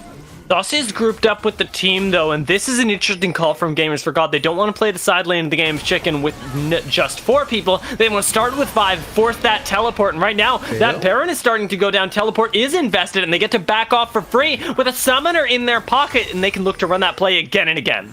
Look at where Solo is. Solo is flanking on the side, has found Rio here. Oh lord, Rio, remember he does have that Zanya's backup, gets the Dark Passage instead here, front to back is started off. Potato finds a 3-man ult, but Blase in the front line is zoning everybody else off. Potato is dealing with Dumpster, and Josh gets deleted there, while Solo continues to fight over here. Not going to be taken down by any of these puny damage dealers. None of the carries today are going to have a good time, and it is going to be another team fight won by Gamers for God. They don't end up turning, oh no, they do end up turning on the Baron. I thought they were going to take the base there. Honestly, I was looking at take that turret first, fall back, you can leave the inhib up. But the most critical thing in that entire fight here is that Joshi lived. And in this playback, we're going to get to see here, first of all, Solo's catch, great. That's the initiate you want to see. The Zhonya's getting not quite forced out, but at least they have to be scared. But watch Joshi here. The fact that Joshi doesn't go down, Black Shield comes down, Potato doesn't find the kill, allows them to win this fight and turn and pick up the Baron this time without being contested, will allow them to push more effectively with the Baron buff. Finally, you try it. First time's not the charm. Third time, I think, was the charm. That might have been the 4th or 5th attempt that we've seen from Gamers for God. But now at least it's 37 minutes into the game. Plenty of gold on both sides. It's not so much about the individual pieces of economy that Baron gives you. It's much more about the map pressure that it does. And Saucy is going to try and make the most of it going top lane as the rest of the team has to prep for this upcoming dragon.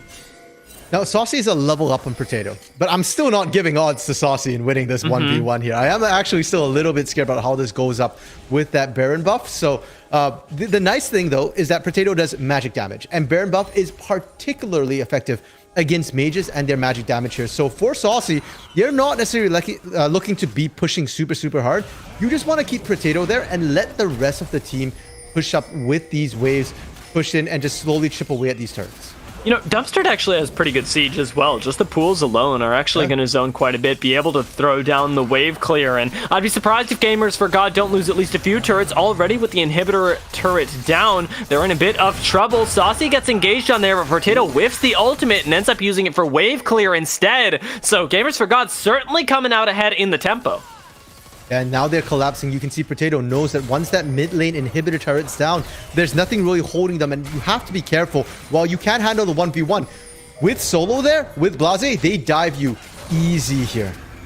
Blase is going to pull that trigger any day of the week right now, but it's Solo that ends up going in first without the help of his team. Pops the Dominus to stay alive and does so. Potato in the front line, though, gets a Dominus of his own, while Josh gets the deletion, pops into the back line, assassinates the Ray, putting him into GA, and runs around the team fight, throwing out the damage. A quadra kill over to Joshy, and he is the way, he is the truth, he is the light, and it is Gamers for God that are going to win game 2 right now. Yeah, they said, DJ and Nutcrock said, bot lane, bot lane, bot lane. That is where we need to look for all the action. And sure enough, true enough, it was Joshy being the critical player. Yes, Solo looked absolutely stunning and amazing. 13 and 3 in that game. Throughout, consistently being the initiate, being the tank. But it's more about keeping Joshy alive. If Joshy's alive, you win, you get things. If Joshy's dead, you win, and then you have to walk away. And fortunately for Gamers for God, we saw a little bit more than one trick, right? I saw the carry shoes come out of Solo, and I was like, hey, that's pretty good. Dumpster very clearly pulling his weight, and even Saucy, after a rough lane, ended up having a good time. I just wish we had game 1 here, because how much more can we experience? I'm already really impressed with what I've seen in the second game alone, and I'm excited to see if Gamers for God do try and switch it up, because very clearly they have carry potential on other places on the map, and New Age Frost seemed like they only really kept returning to that top lane for the person who not only had the job of initiating, but of carrying the team fight as well. That seems to be the thing. Yeah, and I think that's perhaps a small failing on the side of New Age Frost, because when I look at their players, I was looking mid for Rio here. On that Victor, normally Victor into Renekton's a highly volatile matchup. Victor wins the early levels because you have that range advantage. But once Strikebreaker comes through, that should be a lane lost. Rio didn't lose it. Rio continued being an absolute monster in lane, in team fights here. And while Potato definitely did well, I'm not disappointed. I don't know if DJ is disappointed, but I'm not with Potato's performance here. I think you just need to split the pressure. Potato was going to do fine top on his own here, get Rio hit, get 2 winning lanes, and I think those team fights look real different here. I'll tell you what, let's find out if DJ is disappointed, because he's going to tell us in just a minute or so. Let's throw this one over to our analysts, because DJ and Nerdcrocs, they didn't get enough talking before the game. They're going to talk to you after it as well. There you go. I appreciate it. And man, I'm so glad to get to talk about this game, because what a banger of a series. Not only some incredible team fights from both these teams, we got a Baron steal, we got Drake throws, we got macro throws. Man, it's LeBron James out here. Everyone is throwing as hard as they can. The ball was through the air, DJ, and I don't know. This one was just way over my head. There was so much to break down. There was a ton to break down, but that was a really fun game, Nutcrocs. There were so many kills. It was bloody as all heck. Fair. That's a New Age game if I've ever seen one, and apparently Gamers for God are down to clown as well.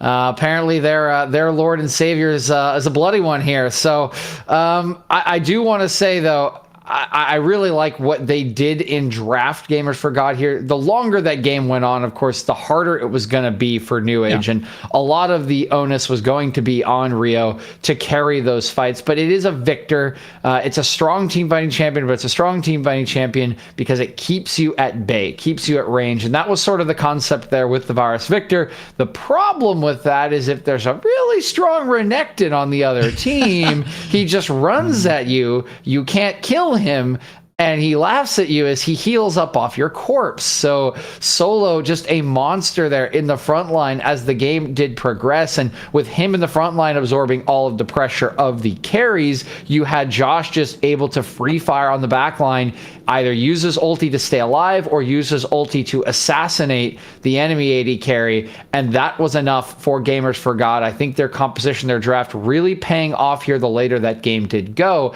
and they find themselves with a very solid win after what was, and I'll say it, a very good early game from Potato and New Age.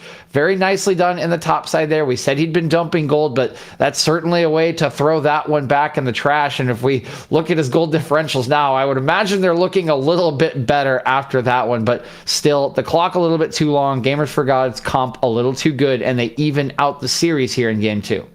And that early game scrappiness in the top side was matched by some early game scrappiness in the bot side as well. It felt like Blase was everywhere. The man made Nautilus Hook look like it was point and click.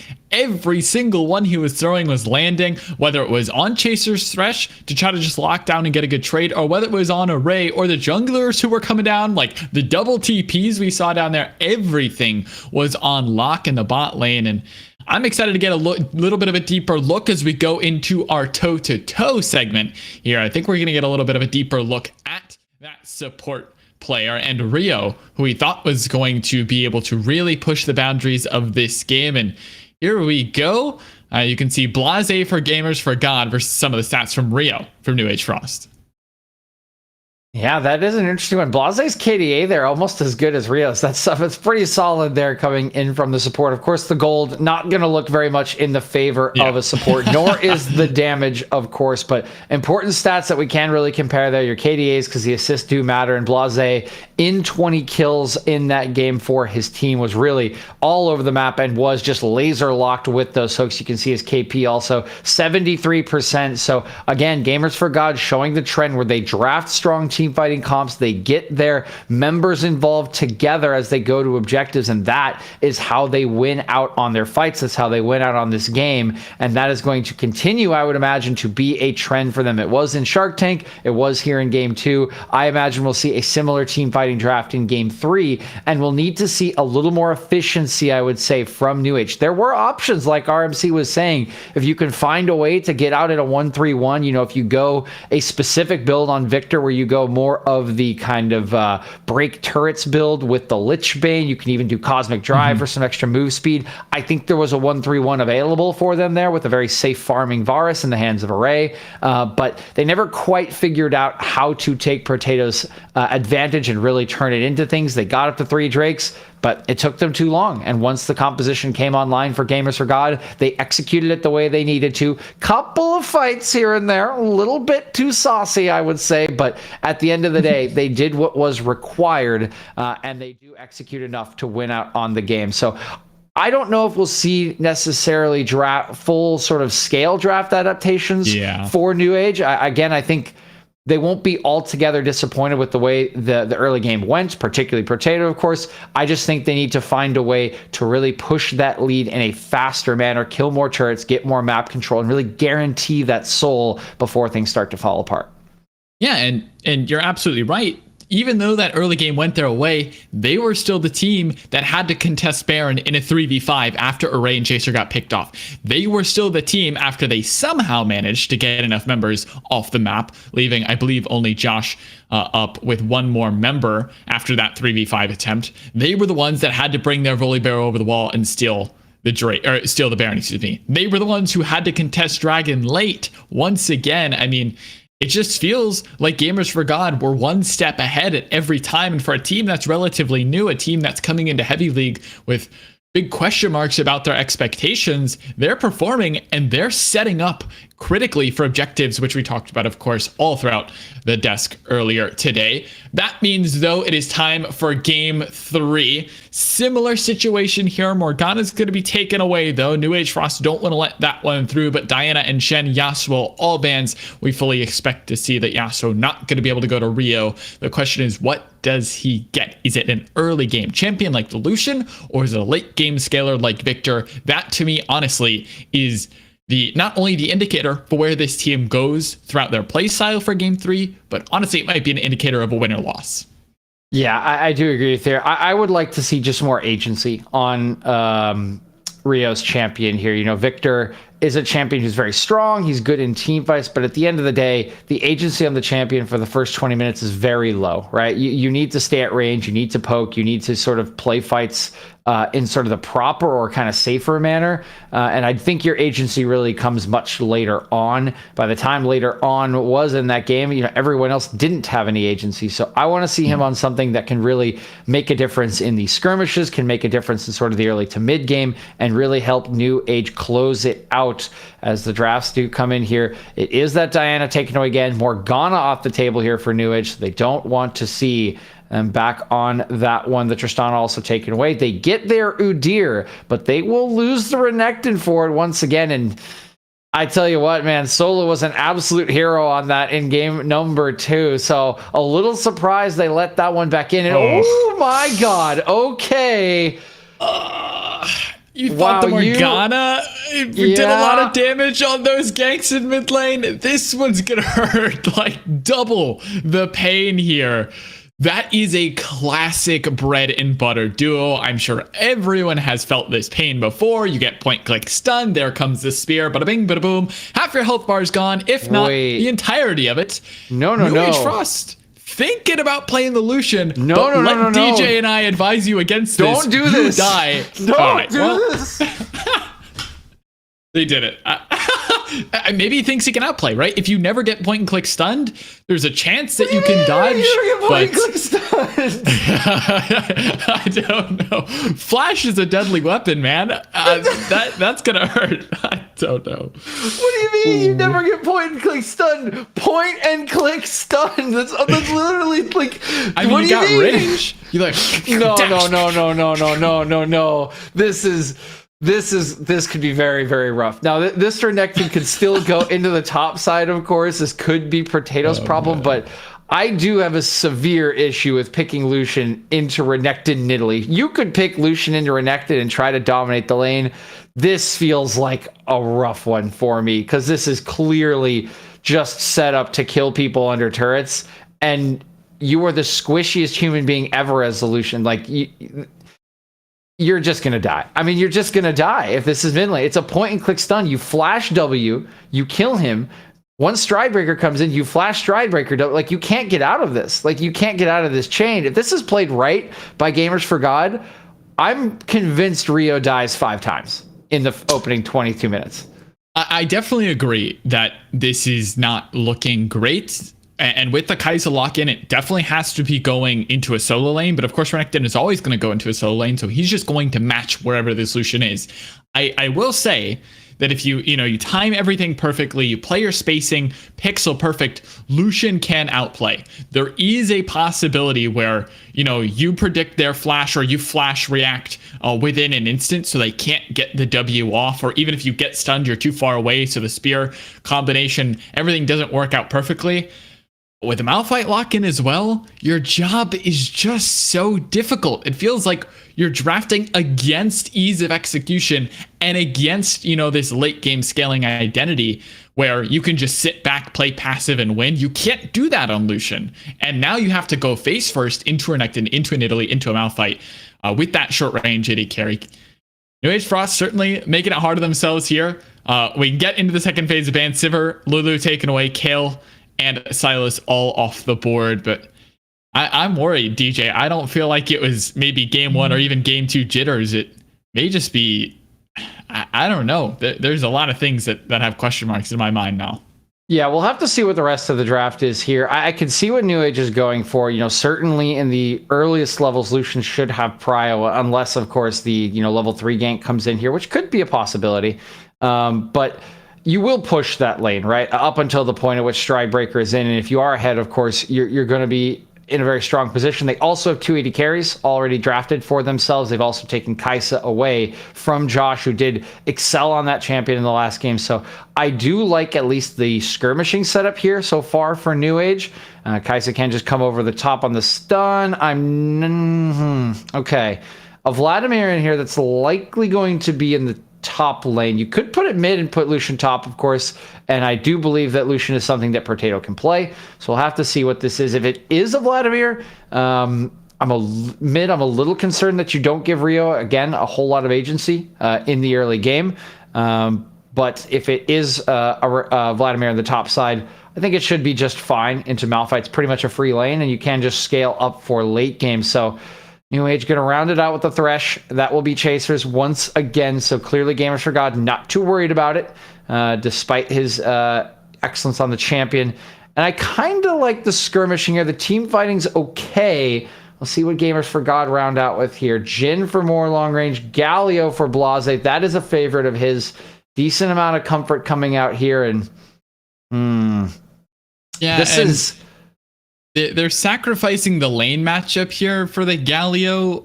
I mean, you just flay the taunt every time, but you understand why you want the Galio, right? You just go over top. It doesn't matter about the laning phase at this point. Jin's going to be 5 miles back shooting out his ultimate forced shot while Malphite and Galio go rinse the rest of the team. So New Age Frost, I'll say they have to play this well.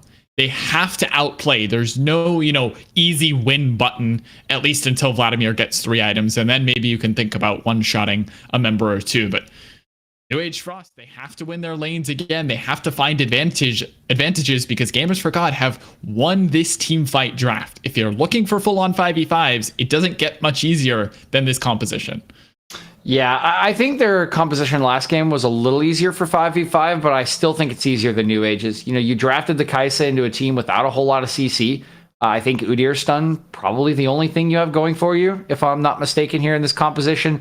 Yes, you have the second AD carry, but who's really peeling for you? Like, Udyr is not the tankiest champion in the late game. It's more a speed and rotation kind of champion, right? It's not quite a Scion or anything like that. Thresh does have some peel and some safety, but there's 2 targets to potentially keep safe.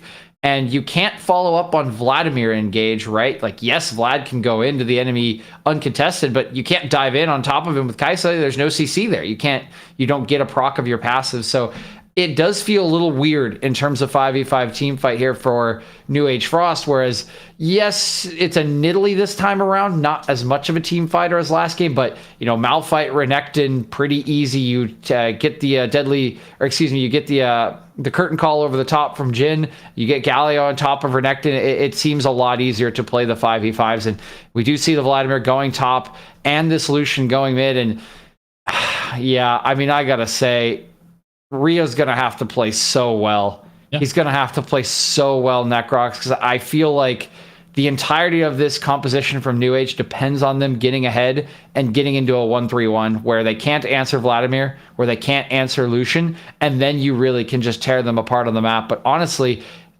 Rio has so much to do because he has to get there, and he's going to be the target. Like, you're not going to target a Vladimir that has Pool in top lane. It's going to be... Every flash is going to be reserved for him. Every empowered W is going to be reserved for him, and the spears are going to follow up. If he missed positions once or twice in lane, he will die 5 times, and this game will be unplayable for him.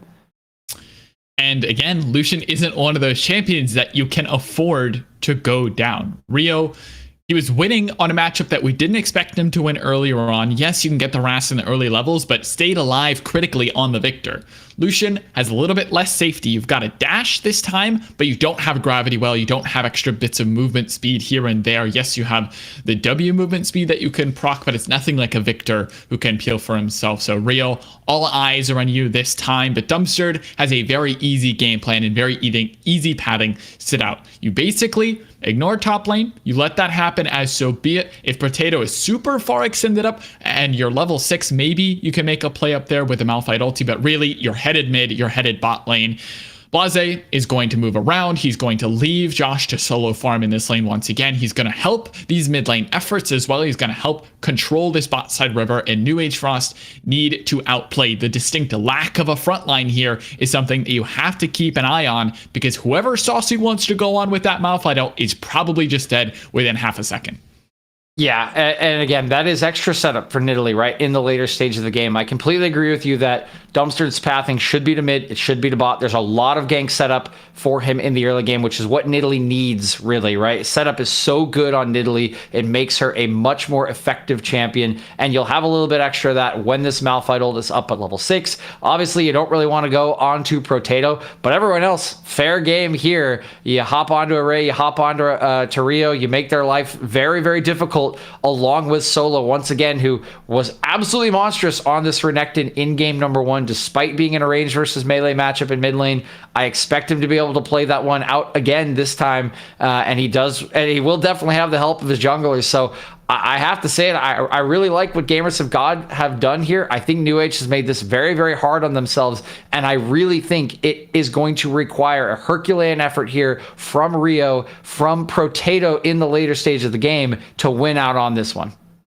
We know New Age likes to warm up as they get further and further into a series after an unfortunate game 1 FF, maybe, I guess. I mean, you get a free win, but you never got your chance to warm up. So now it comes down to game 2/game 3, really, on the win-loss columns. And New Age, well, you've had your time in game 2. It was close. It was a long one, an absolute banger. You got every fight you could have asked for, but now it's time to pull out one final real dub for the evening. Gamers for God, though, looking to right and push their mark here on Heavy League. They will fight you at every corner, and they are willing to get down to Clown earlier on. We'll see, though, who comes on top on game 3 and take themselves a 2-1 in our block of 3. DJ and I are just about done. We'll see you after this final game, and we'll be here with an interview. But during the Rift, you'll hear the beautiful voices of RMC and Dia, who cover the action. We'll be right back after a short break. Loaded. How could you do it to this man? I was gonna say that everyone was calling me delusional. Sometimes you take a bunch of damage so that you can deal a bunch of damage. Be going back there. That's gonna be sub pushed way far back. But what are you doing? Gonna get caught on out. JDK gonna get stunned on up, and now it's Get you on second. Nice. So much damage. There's one more time of that save. You take it out of. Look at this.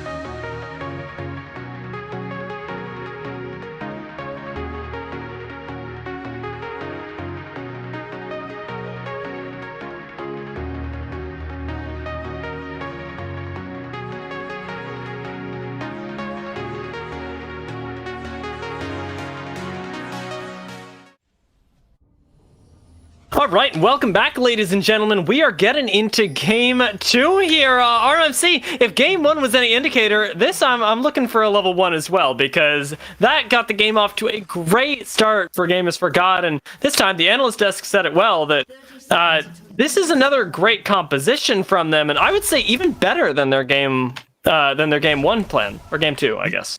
Yeah, I'd agree with that. Partially, I also think it's the way New Age drafted here, with their draft making it feel like Gamers is a little bit stronger here. And I love the reaction we're seeing from New Age here. The fact that they got invaded game 1. They're not invading. They're just 5 stacking here. But it does mean that their top side is exposed. They don't know if it's going to get invaded here. And they're kind of gambling away their level 1. And right now, no counter vision is going to be placed, so at least you've got that little bit of thanking your lucky stars, or thanking God, as the case may be, to do. But we are, or rather, I am looking very specifically at exactly what you point out, that effect that being able to spot out the jungler should have on the remainder of the game, because this is a very jungle-centric game, oddly enough. I mean, you say oddly, I see nothing odd about that. I mean, like, it's not something that we often see, right? Renekton Nidalee isn't often drafted anymore. True. Yeah, I think Nidalee definitely caught us by surprise a little bit. But Renekton Nidalee is just so strong here when you can get them paired together. And I don't care which lane you put it in. Yes, mid lane is a shorter lane, but it doesn't matter. It might be a shorter lane, but your health bar is shorter as well. So the damage that can pop out is very nice. And personally, I'm happy to see a more jungle-centric game where the junglers are looking to gank, and it's not just the usual, farm up junglers, and then the junglers become important, but like at 10 minutes into the game sort of feel. Yeah, right now we are getting still the junglers on their first clear, though, and we're not getting the shenanigans like last game, which I already kind of missed because I really liked the way that Age King was able to take control of that chaos, but for now, a slower early game and even a slower mid-game does feel like it'll favor New Age Frost if they can sort of escape from what should be a very strong mid-area unscathed. Not going to be quiet for long, Dia. You can already see Dumpster here. As you said, they do fall behind, so here we go. Oh my god, already into the mid lane, though. Rio does burn the cleanse, which might get him out alive there, but the final spear coming in is going to secure the first blood. You said it yourself, they start this so early.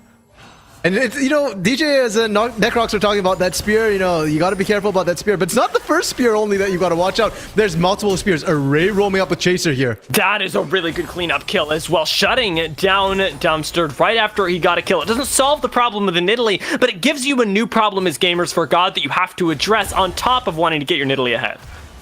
Does, however, mean that they've lost control of the bot lane almost completely here by roaming out. The saving grace is that the bot lane wave isn't going to get frozen on them, so it will push out.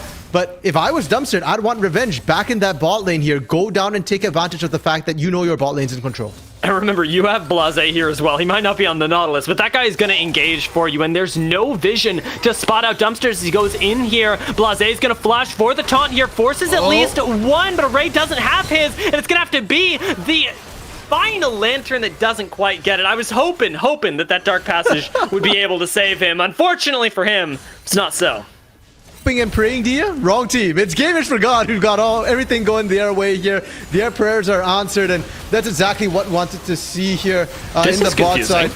Well, that's also another interesting fight. Would love to cast that another day, but also this. But for now, it's smaller scale action, but more significant early game action coming through for Gamers for God versus New Age Frost. Yeah, after our peek into an alternate dimension, we'll return to this one where Dragon is spawning pretty shortly as well, and that was a big point of contention in that first game. I do want to see how, with a very jungle-centric composition, Gamers for God potentially address that problem this time around. For Gamers for God here, Nidalee isn't known as one of the junglers who can kind of solo Dragon comfortably in the early stages of the game. So I expect to see them focus a lane first, either find a kill, because bot and mid, as we've seen, both are very great for getting kills in, and then get a kill or force them back, and then go for Dragon safely here.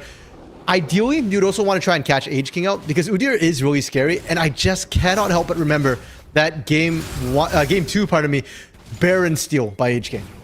Yeah, this is the utility that you can sort of rely on from him, and you can also rely on him not to fall asleep during the early stages of the game. And I don't mean that as a joke. I mean it as a genuine point of respect, because if you watch just there, even against Italy, he's still going on the invade, still takes away the Raptors, and this time Chaser's roamed up to get a little autonomy himself. Unfortunately, it doesn't result in a kill though, and Dumpster is able to get away, absorbing pressure as a jungler.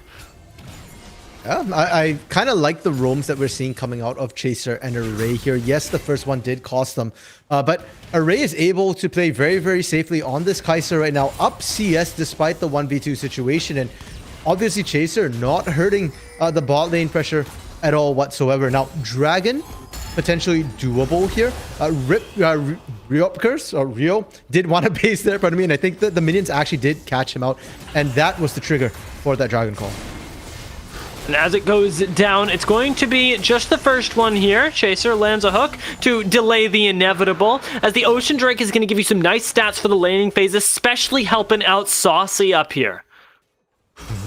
Saucy, we've not really talked about this top lane because there's not much to say, right? Vladimir just wants to farm. Malphite isn't exactly kill potential. Even at level 6, maybe you've got a bit, but against a Vlad, it's still very, very difficult to land. So you're just trying to lane right now, both of them trying to farm up, but for Saucy, for Gamers for God, you don't want to let this top lane prolong for too long. You do want to make some sort of action happen and get Saucy to the fights instead. Because if you just sit in the long lane, Potato is going to enjoy the slow farm, will become a bigger monster than Malphite.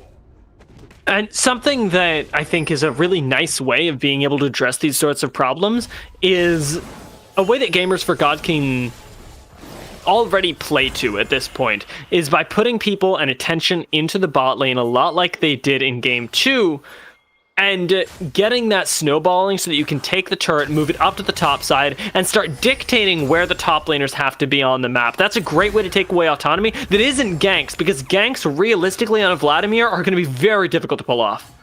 Yeah, those spears probably not going to, well, nothing probably going to land on that pull from either of them here. Now, we do see a lot of attention to the mid lane. Once again, both supports are in the area. And I do want to point out that Blase is actually under-leveled right now. Yes, although I'm wondering how much it's going to matter here, since he's going to be able to join up, has the double taunt, and Solo gets to absorb a little bit of pressure there because he has the backup. And meantime, Josh is getting free farm in the bot lane. And not just free farm, free XP as well. Oh, Age King is here as well. So this is real risky of a taunt. That's a Blase classic right there. An over-engage doesn't find anyone, though, and he's going to end up falling. Gamers for God do have to rein in that aggression from their support. And once again, it's the whole thing where literally Blase goes in, Justice, Solo, and Dumpster are walking away.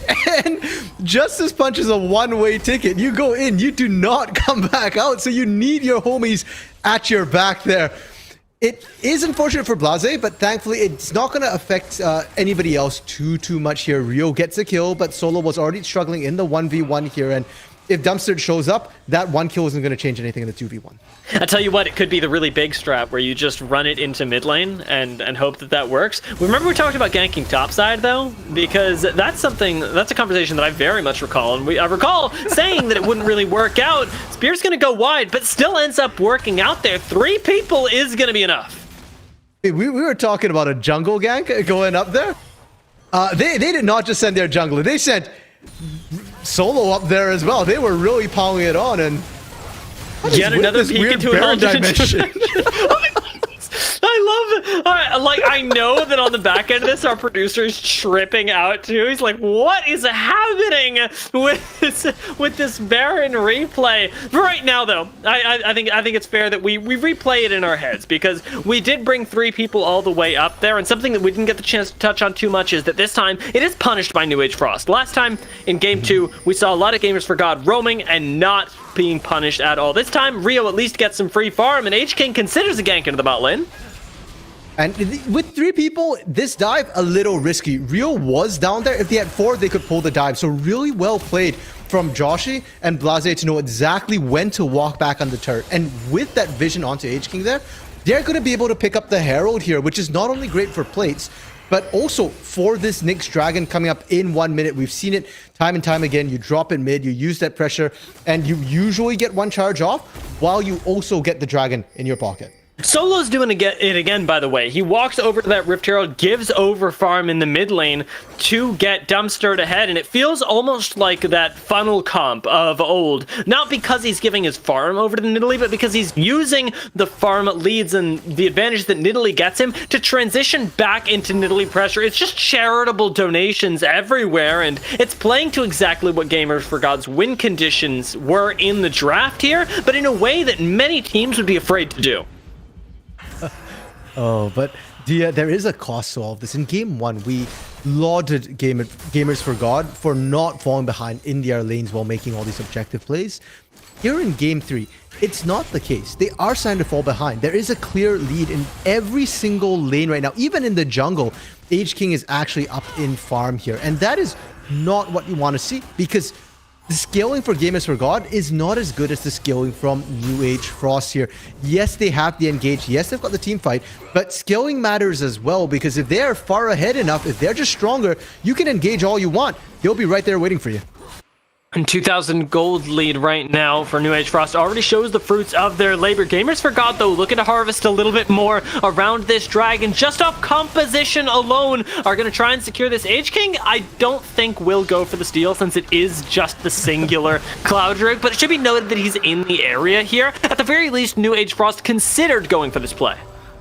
That's the difference between Volibear and Udyr. Here, Volibear's got a backup to get over the wall, even if your flash is down. Udyr does not. There was a blast cone, but kind of risky. There is a delay, and Rio, I do want to point out how well Rio is playing this right now. Rio is up in a lane that should be very, very difficult to play, and you can see is controlling the lanes until that spear. Dumpster, yeah, Dumpster hurts so much. I love how you make your entire point and you're like, oh man, but Spear though, it really do be changing the game, and so much of the game at the moment is going to rely on whether that Spear lands or not in top lane. It just does not. Brotato should be able to get away here, has the phase rush on the Vladimir, he's being chased down, but another Spear goes wide. Dumpster and Saucy are all over him, no pool means looks like no escape. Saucy ends up picking up the kill, while Solo is getting a little bit of assist from Blase in the mid lane. Array shows up to try and answer this back, finally picks up the kill. Blase, between the two towers, is playing with his life here. The race coming in as well. I think they can turn this around, but it's going to require a lot. Blase flashes, has a very weird Justice Punch, but he also lives. Well, there's a weird Jhin ult channeled here. Chaser likely going to go down here, but fourth shot doesn't connect, and I gotta ask myself, what is going on? Okay, I don't know how that started. I'm sure we'll get a replay, but I know how it ended, and that was illegal. You should not be allowed to dive like that in between the turrets and win. Thankfully, they didn't win. Gamers for God comes out ahead, and hey, here we go. Here's the dive here. You can see the zone out onto Solo, and this is good. This is great. We saw this in the bot lane already. Really well played, but you have to remember there's a Galio, and that's the problem. It's not a 1v3. It's a 2v3, and if you 2v3 dive right now against this comp, you're not safe. You're not clean. And I was worried here for a second that Chaser was going to get out, because you shouldn't be able to when you're that deep in and there's everybody around you. I really want to. I know that we can't, but if I could, I would just take it back and slow down that series of plays in the mid lane so that I could understand why Blase flashed into Array, then Justice punched up to... it just leaves me absolutely mind-boggled. But it's Gamers for God, and I love it. They're going for another dive up here, and Saucy this time has a stopwatch, which buys him a little bit of time, even invest the ultimate and the flash to get away. H-King goes really low here, but doesn't go down. Dumpster should be able to clean this up, though, and that spear spells his demise. 20 health. That was how low Saucy got there. And that was after the Hemo Plague tick. So unfortunate for Potato there. And Potato Senpai really does want to get some kills. Yes, he's been farming up a storm. That's good. But on a play like that, on a dive like that, to not be able to pick up a kill just absolutely hurts. And I hope that the mental here for New Age Frost is good. We've heard Chase's mental is good, but is Potato and H-King's mental just as good here? Twice in a row now, too. These tower dives, the ability to outplay them, that's the power of faith, RMC. And Solo is going to be relying on it one more time as he gets cullinged to the face here with 1 minute and 40 seconds on this next dragon. These mid lane skirmishes are going to become more and more crucial as they'll start setting us up for what is sole point and likely the time when Gamers for God will fly or die. There is a bit of a timer here for Gamers for God. Right now, they are still down in gold, despite being up 4 kills, up 2 dragons, up a herald here. So you can see that they're still struggling. Solo. Yeah, gets dove one more time. Age King almost goes down here, but Potato should be able to finish off the kill. Great flash from Solo, though. Absorbs pressure from 3 and still doesn't go down at the end of all of that. And look at the collapse map wide. We're going to see another circus, it seems like. Dumpster, not going to quite land the spear. Does he have the damage? Yes, he does! The teleport was invested too, and Potato is so sad right now. There was an attempt, DM. And I respect Potato for it. There was an attempt. But I have to question it. You already failed the mid dive, 3v1, or 4v2 if you want to consider it that way.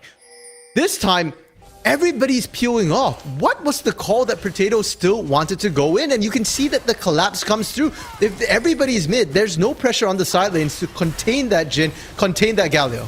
Well, that's the problem that we had in game 1. I may have to hold the point, though, as we're moving into the Dragon, where very quickly Rio is going to end up falling. Saucy, interestingly, picks up the kill. Chaser lands the best hook he's going to get, and Dumpster flashes to secure it there. He's got the Galio in his back pocket, and Age King goes so low here. The Jhin ultimate finds one, doesn't quite get Chaser here, but under the tower is Dumpster, and he's going to pick up yet another kill, finally going down to the tower, but it is still a Gamers for God wipe around this Drake. I mean, there's a bounty on Dumpster. It just went over to Chaser. That's a lot of gold in the pocket of your support when you need it on your carries here. And right off the bat for Rio here, looking for the pick, it's so risky. The collapse is coming in and Rio doesn't know.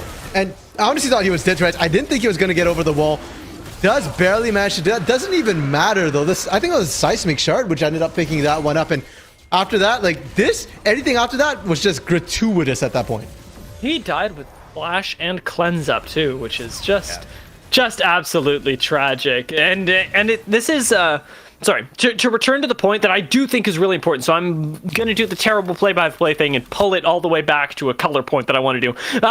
Potato going for that dive in the mid lane. Remember when that happened way back in history here before the Infernal Dragon? That's symptomatic of exactly the problem that we pointed out in game 1, that Potato is so often the person whose job it is to initiate and carry the fight. Right there, he's literally trying to 1v everyone. And Gamers for God, they're the ones that are playing as a team. For the side of New Age Frost, I mean, that is one of the deficiencies in this composition is who's engaging for you here. If you're relying on Age King to do all the work, you're only going to catch one person, and you're not going to catch their carries most likely unless Dumpstered, well, pulls a Dumpstered and over engages once again here. But if you're relying on your opponent's mistakes, that's very risky here. Nice pickup in the mid lane, though. Does get a single tower for New Age Frost. Interestingly enough, also the first turret of the game is a little bit more injection into Rio here. We'll see if Gamers for God can answer it back, but the Dark Passage will keep him alive. Chaser's thinking of turning this around, and I'm not sure what this posturing is about. Is this all for Array right now? Because that is the most upset AD. He's still got Flash and Heal.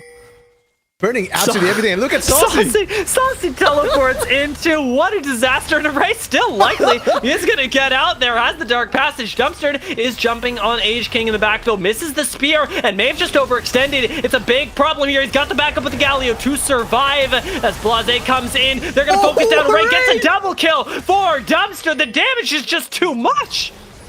Array, you've got to respect that damage. They thought for a second that Array could get out the other side. No, you can't. That's Dumpster. He's 6, 2, and 4. Now 7 after he picks up that kill. And props to Potato. I know Potato doesn't have an option, doesn't have TP, but Potato calmly just pushes on here. When everything's going to hell in a handbasket, he kept calm and carried on. Gamers for God still at a gold deficit, by the way. That's the casual story of this game, is them going Not even anymore. or behind. Yeah, there we go. Finally, we get a 300 gold lead for Gamers for God, the team that has been dominating the entire game here, that are on sole point at 20 minutes into the game, but finally they have a gold lead. There we go. This is why gold as a stat, Dia, is so misleading, because it's such a conditional stat. It tells you who's ahead, kind of, but until you actually bank that gold, spend the gold on items here, it doesn't mean anything. And more importantly, especially for this game, majority of this gold lead is sitting on Potato Senpai. So, or not say gold lead, but the gold balancing is on Potato Senpai. So if Potato doesn't rotate to the fights, all the gold on your team doesn't matter. And imagine, it's even worse if he's getting caught out on the side lane, right? And that's exactly what's happening right now. The pool's only going to save him for so long. Big heal comes in, and he might be able to turn it around, but he doesn't even get the single kill onto Saucy in response. And New Age Frost lose their carry again in a side lane. It's a 1-for-2 out trade, flash and ignite burn for Solo here, but all of those are just potential hypotheticals here, Dia. I said, that you tried to sell me Gamers for God on a lot of potential. Well, right now it's looking like New Age Frost tried to sell me on a lot of potential. I didn't buy it then. I ain't buying it now. No, and you know what? They're still going to sit on it, though, because, as we mentioned, they do have a real nice scaling to come in later. And I know it's a dirty word, but at this point, you're kind of relying on it because your ability to make plays is very limited. You talked about the amount of engage that they do not have. Right now, it is really punishing them. Oh my goodness, and that spear, Dia, we saw it on Rio, on Array, it's the same thing. Half your health, and Baron is on the table. In game 2, I was screaming, stop doing Baron, because it's bad. But this time, I think they can actually go for it. They've got the ability to poke out anybody who wants to walk in here. You don't have a real tank. Even Age King loses probably 1/3 of their health. And now that the Unstoppable Force is up for Saucy, they don't have to finish the Baron. They can use it as bait and just turn around and kill people. This dragon is so important, though, because if Gamers for God get this, the snowball is complete. They've managed to get themselves the Infernal, which is probably the best thing they could possibly get for Dumpster right now, and they're getting positioning on it, despite the fact that New Age Frost are there first. Teleport comes in, and New Age Frost have to fight right now. Blaze's gonna engage first, though, gets a taunt onto Potato, and he's locked down, has to cool early, and is still going to be focused by Josh. In the backside, Dumpster, as we expected, is soloing out everybody else, and Solo is doing his work in the mid lane. A double kill goes to Nidalee. A double kill should go to Solo, and it's going to be the dragon secured by New Age Frost, and ostensibly the Baron as well. That was a work of art to watch from start to finish there. So well played. And it all starts off with Blaze going in, taunting up Potato immediately when the fight starts. Potato shows up. Guess what? You don't do anything. You're forced out. And then now watch Saucy. Saucy dives the back line and keeps everybody out. It's perfect assignment of who does what. And they ace with everybody above 50% health. It's kind of crazy because Blaze gets to do this thing, and so does Saucy, where they go, hey, by the way, Dumpster, I'm going to be here, and nobody is going to be able to do anything about you while I'm here. Why don't you join me? And Dumpster goes, absolutely. I would love to kill people in your area. Jumps right on in, and honestly, he's hitting his skill shots, but he's only hitting like half of them because at this point, a 7, 8, 9 kill Nidalee doesn't need to be doing all the work when Solo, Saucy, and Blaze are backing him up. Yeah, and I love the fact that, despite the 9, 2, and 4, it's not necessarily Dumpster doing all the sustained damage. Solo on this Renekton has proven to be an absolute monster. An interesting stat when preparing for this game was that Solo has not played a single champion more than once before tonight.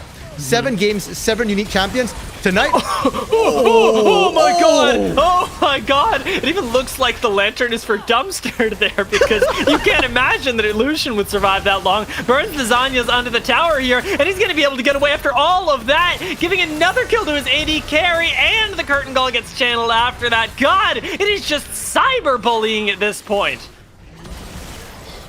I'm in shock, dude. I forgot the point I was going to make, because it didn't even matter. That spear just blew me out the water there. 100-0 on Rio, and I know DJ said 5 deaths for Lucian before, I think it was 20 minutes.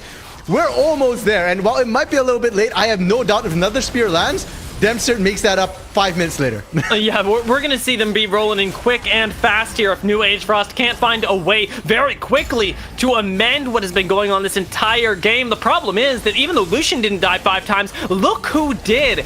Both the only engage that you have and your carry.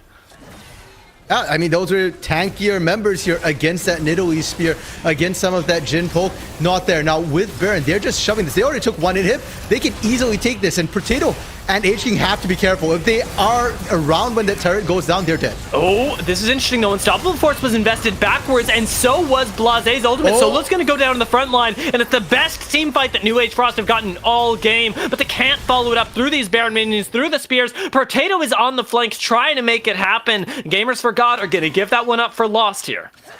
Okay, I was wrong. I thought they just turned and burned, but I guess they ate a little bit too much turret damage here. The inhibitor is still up. They're not defending it. Potato? No. Potato, you need to run back now. This is funny. Gamers for God, they just go, oh, I guess you were wanting to clear your mid lane, so I will just do this now. Chaser goes in and is going to regret it very quickly. Potato's on the flank, though, and that could be a big problem. Josh goes in to try and finish off the kill, and Blaze is the one that ends up picking it up. Gets a knock-up onto a Ray as well, forcing the flash, and it might not be enough to save his life as Kaisa is going to go down. Dumpster is chasing H-King all the way to his fountain, and this should be the end of the game. This is a rather unexpected ending for Media. I didn't think that inhibitor was going to cost them everything, but that's what happens if you hesitate. Either give it up or go in for it. If you kind of half and half it here, it's going to cost you. Can H-King stall long enough? I am going to say no because the tower is already down. Chaser is here and the CC could come through, but the reality is that no matter how much you try now, you had to say your prayers before. Gamers for God, they recognize and they take you down. Really well played here from G4G. It is going to end 2-1 for them here because of that game one, which we didn't get to see. And I'm a little sad that we didn't get to see that, Dia, because they were pretty clean here in games 2 and 3. The game one that nobody got to see, by the way. I just want to say, it wasn't off stream. It just didn't occur. Otherwise, we definitely would have been there. But I'm right there with you, RMC. I'm so sad that we didn't get to see them perform like this again. Yeah, I mean, and they cleaned up. Game 2 was kind of messy in that they kept picking fights and Baron was super bad for them. But this game 3, they cleaned it right up. We saw the only Baron attempt they really made. They already killed everyone. It was a clean ace before they went there. So they were guaranteed to pick that up. They get the Infernal at the same time here and just very methodical closeout. Going forward, I think teams facing Gamers for God have to respect that this is not necessarily a weak team. They have weaknesses, but they are not a weak team. And Renekton banned, man. Seven games played before this. Renekton banned 6 times. That wasn't banned at all this series. Picked every single time. Blind. Yeah, and Gamers for God as well. You mentioned that they're very much not a weak team, though they do have weaknesses. I want to highlight that they came into this series with a growth mindset as well, going, we're still working on some of these things, and they still had such a dominant series. It's going to be even more important for them as they go forward, though, because their strength of schedule is muy strong. Yeah, it's a little bit rough here. Let me see if I can pull up who they're running into the next little while. So Gamers for God running into AoE God Squad after this, who we saw, I believe, last week. Absolutely crushed it. Who flashed that fight, who's been dominating the league, and then Lotus. So definitely a bit of a hard one to play through here. But I believe that even if they do lose, failure is the mother of success. And with that growth mindset here, I'm sure Gamers for God will only get stronger from here. And if they do, playoff form is going to be real interesting. Yeah, as we look towards those playoffs, though, as we wrap up for the night, I want to send this over to our analyst desk very quickly before an interview so that we can break everything down before we bring these guys in for a little bit of trash talk.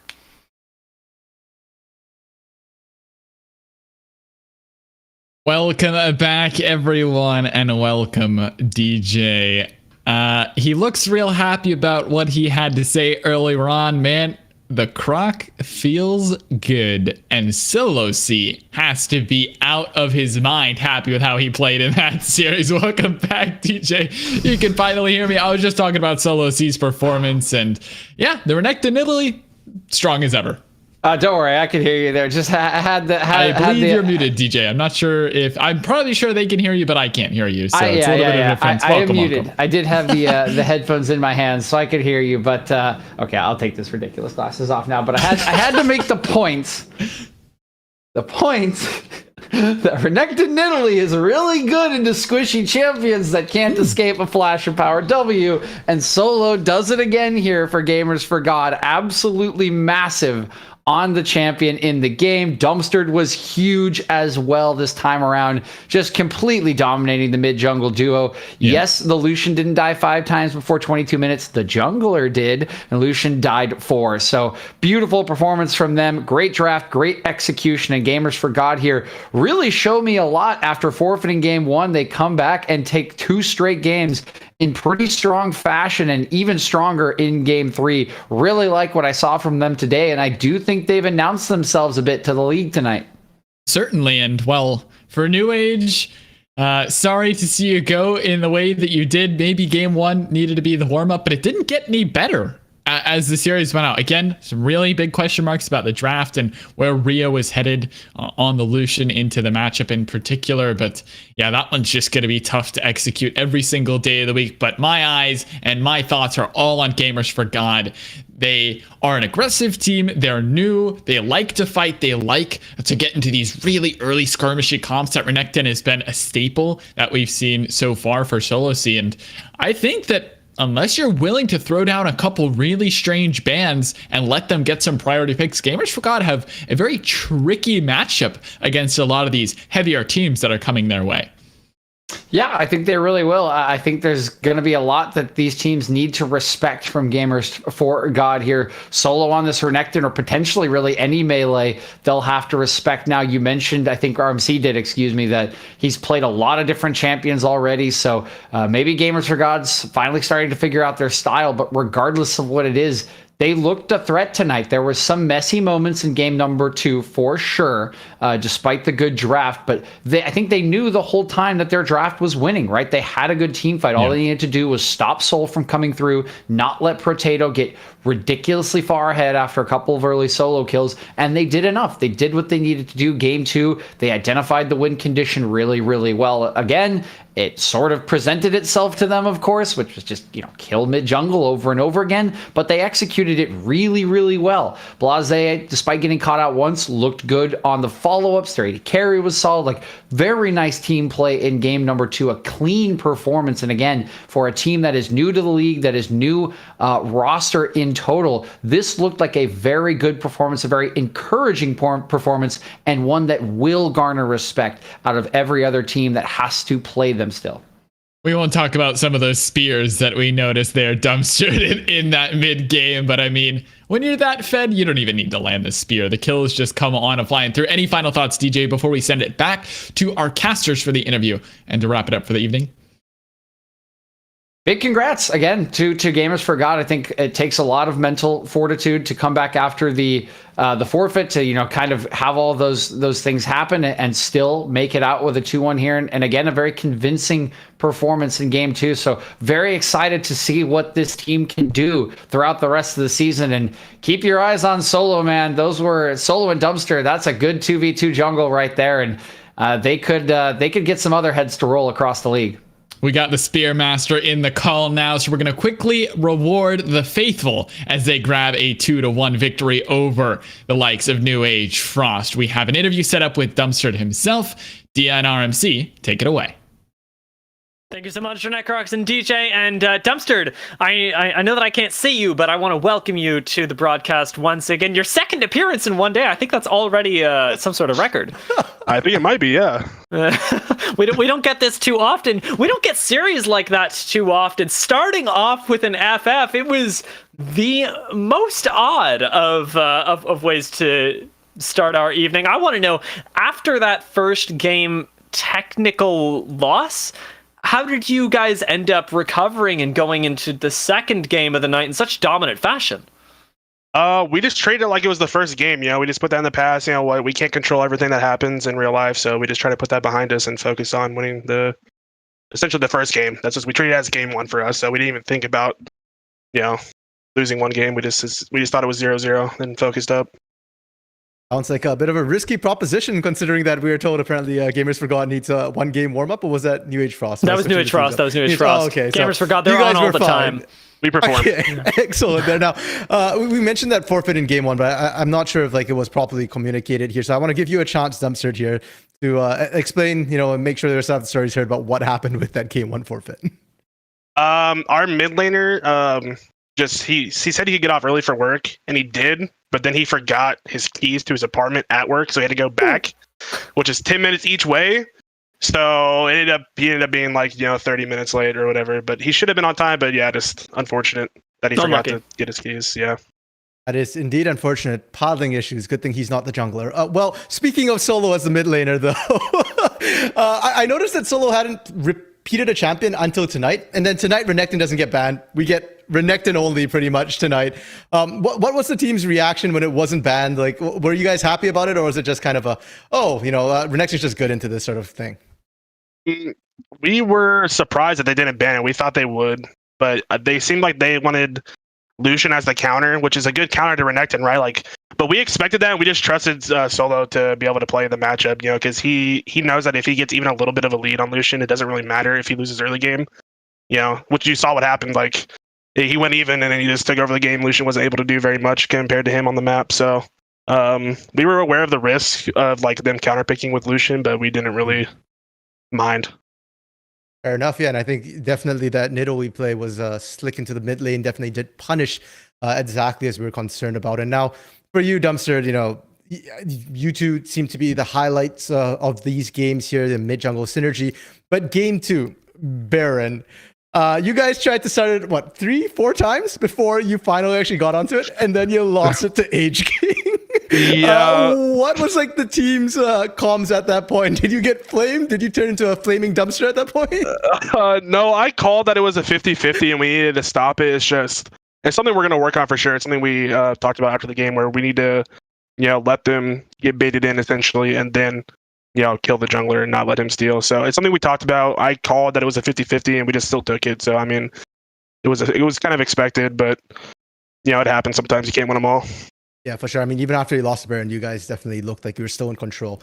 Did manage to close the game quite cleanly there. So last question from me here would be, we mentioned it on Desk a little bit that you are going to be facing, having a pretty tough strength of schedule in the coming weeks here. Have you guys looked into that? What are your thoughts running into that? Are you, kind of using it as training or like, what are your thoughts? We just take it week by week. So we don't really look forward to the matches ahead. We just now we'll start looking at who we're facing next week. But prior to this, we didn't really do any research on the teams, but now we'll start looking into it. But we just take, we respect all of our opponents, but we know we can take it and win. If we play well, like we did tonight, if we played as well as we did tonight, we can definitely beat anybody in the league, I think. So, we just take it 1 week at a time. You guys definitely came in tonight a little bit underestimated, I think, and that for that reason and that reason alone, I just want to ask you: do you have any words to convert those who aren't already Gamers for God fans after tonight? Well, I just want to say, Dia, your G4G stocks are absolutely booming right now. They really are. They really are. I actually feel so good after tonight. Dude, this is why they rejected the Sharks. Every other caster is going to have fear of missing out FOMO after today. So, start investing your stocks in G4G, guys, because I swear we're only going up from here. Pile onto the hype train now. You heard it here. You've seen the performances. It was an incredible thing to watch here, and I'm so glad that we got to have you on the stage finally. Thank you so much for joining us, Dumpster. Thank you, guys. Appreciate it. Well, I'm sure that we'll see him again in playoffs too, RMC. I'm still riding high on these stocks, and I'm excited to see how they continue to perform in the days to come. I need to thank you, of course, for being a wonderful color caster, and we got 2 beautiful analysts there, DJ and Necrox, with Benjamin's on production. I just don't know how much better it gets. You've been a wonderful audience here at Excellency, bearing with us through all of the early shenanigans into a wonderful Game 2 and Game 3, and even now, I need to remind you that it doesn't stop here. We've got the Excellent 3 podcast coming on right after this finishes, so don't go anywhere because the content never stops at the Esports Network.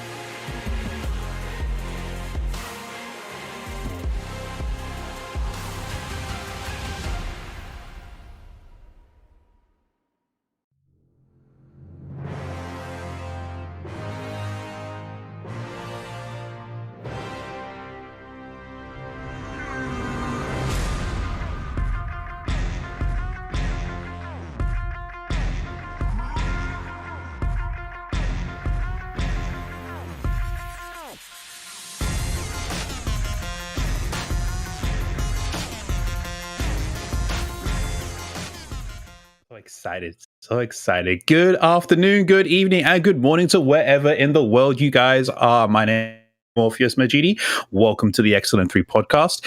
Right now, I am supported by both Bailey B Squared Bartels and Aaron Icarus Eisenbart, two of my friends who are claiming to be always better than me, but can never carry my boomer ass out of gold.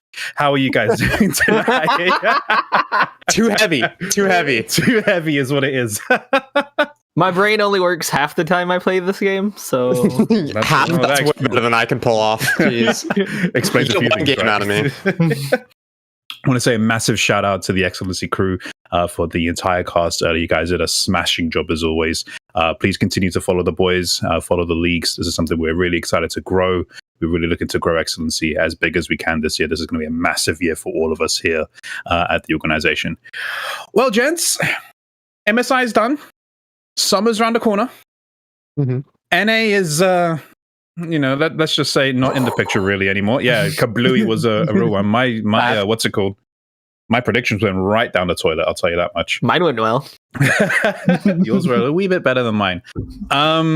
Brief thoughts. Just a wee bit. Brief thoughts. How did it? Did we go? Is it what we expected realistically, or were there surprises? I mean, who I called in the finals was there other than PSG. You and your bloody PSG. I called RNG being there. I called both of them being there, so Boomer knows, fam. Yeah, you also called C9 getting out of groups. I did also say this and was slapped in the face with a real reality check thanks to hold Jack on. Etienne, If I'm not wrong, didn't you say C9 wins it all? He did. I did potentially at one point say C9 has the potential to win it all. Yes. I believe there's a VOD from last podcast that says that, Nemo. Suddenly remember that VOD being deleted because of someone's PayPal account, but there you go. Anyway, so real talk though, do we think it played out, I think, to where most people thought Korea and China, best regions, mad surprising, pleasant surprise, did well. PSG, as much as I hate Paris Saint-Germain as a club, did solid as a team as well. With a sub-rookie. OCE, Pentanet, real pleasant surprise. Raise your, I can't say the word, but raise your koalas if you get what I'm saying. I'm so disappointed at C9 though. I was really hoping the whole, what Ellis says, the whole fudge factor thing. It almost worked. Fudge was trying real hard to drag him over the finisher. It's surprising to me that probably the worst player on the team, with the exception of Blabber, was Perks. I just didn't think he got anywhere near. Was the bar set too high for him to carry as hard? I think we go in saying Perks is a god among mid laners, and we kind of set him on a showmaker scale, and we should set him on a cap scale. Is he better than Caps though? Oh no, not even close. Well, he is because he went to MSI, got dumpstered, but still went to MSI. I mean, I'm pretty sure Caps could come over here and get to MSI. This is also true. Isn't that the huge issue with NA in general, though? We keep talking about imports, but every time we import somebody, we're like, yeah, it's going to be the next Faker. They're going to save NA. And then they kind of show up in international events, and we're like, never mind, they're trash. And suddenly we destroy the ego of the next hottest player. I do want to point out real quick that the 4 teams who were top 4, all, I believe, are 1 seeds for Worlds this year. Correct. I believe that is the case. Meaning we have our 1 seed from NA technically would be a 2 seed now. Meaning at Worlds this year, every group will have a Korean and a Chinese team by the 2. Wait, doesn't EU get 3 teams then? Oh, there's a third EU team to go through playoffs. Play in, sorry. I believe it'll be 2 in the groups itself and then 1 in play in. So similar to last year then, more or less. I believe so. So I haven't looked too much into it. I just know that I am excited for PSG. And the fact that this is the second time they've used subs and did well internationally. Oh, you mean from Worlds last year? Yeah, they had 2 subs last year. That was nuts. That was actually nuts. One of the few times I'm like, okay, I want PSG to do well. Based upon that, sorry, go on. I didn't get to see a whole lot of the games, to be completely honest with you guys. 6 o'clock in the morning is just a little too early for me, and they always happen on days where I'm at work. Just move to the That's Midwest. okay. Most of the games in the morning was Cloud9, and my C9 gear is currently hidden right now. It's not in sight. I'm not wearing any of the jerseys. I don't have the scarves. You won't be seeing that for a while. But anyway, your team weren't even there, Sancha. What? That brings me onto a segue. Hey. Who from NA is going? Like, do we think C9 is going to come back into summer and be like, all right, we're going to wreck these fools and we're going to get number one again? Is TL going to join them? Does Coach Bjergsen work wonders? No. Okay, well, that goes that answer. God himself couldn't save TSM. Let's think about who goes. 100 Thieves. You really? 100 Thieves is going. You have that much faith in Faker Dage? Yes. Yes, I do. I believe in Faker Dage and the fact that he is better than at least 7 other mid laners in NA. That's not hard to do.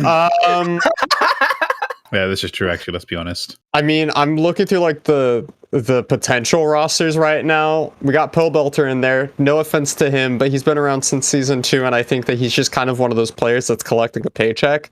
He's still phenomenal at the game, but in terms of like pro level, there's better players out there. We got Soliga, who's still rough around the edges. Palafox is rough around the edges. Blaze Olive, Insanity. Like, the only names that put fear into me are Perks, Jensen, maybe Shizuki if he stops coin flipping every single game, and then Abbedagge. So he's already guaranteed top 4. But I will tell you one thing. Hot take. This is the weakest mids in NA have looked in a very long time.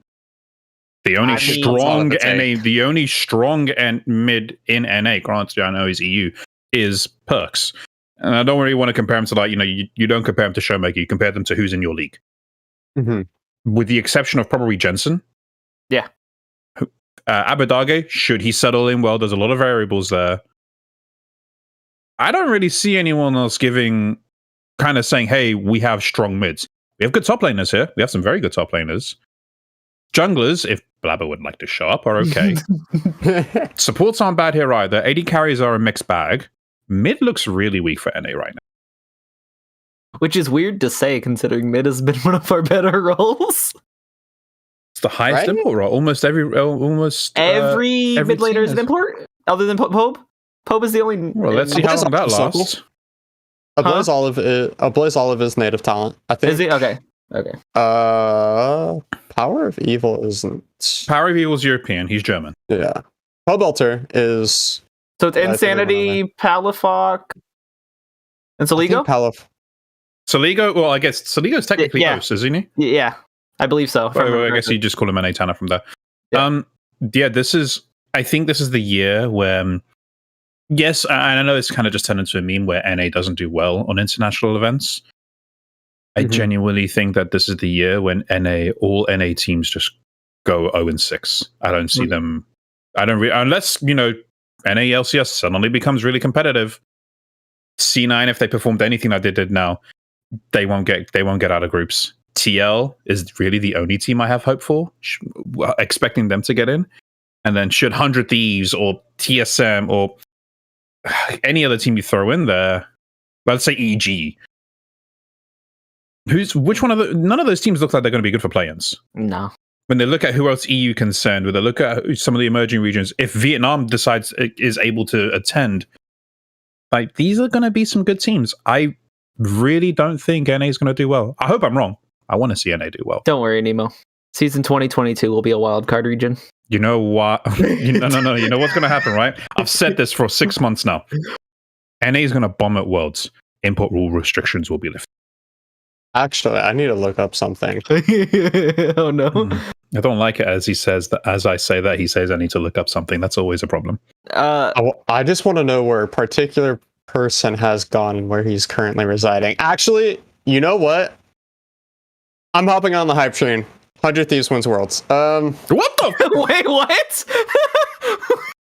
Okay, I had a sudden epiphany in the middle of this conversation. I had to research something. I think that, like, honestly, the biggest issue with North America isn't that we have a lack of talent. I think we have a lack of being able to raise this talent properly. We see constantly that, like, Korean and Chinese teams are coming in with new players who are, like, young, they're thirsty to win, super mechanically skilled, but but they teach them how to be like mechanically and how to be macro based and how to control the map and control waves and do all that stuff. Mechanics are a gift. Mechanics are something that the players just have to have from playing the game. Teaching them macro, teaching them how to approach the game from a pro point of view is so important from organizations.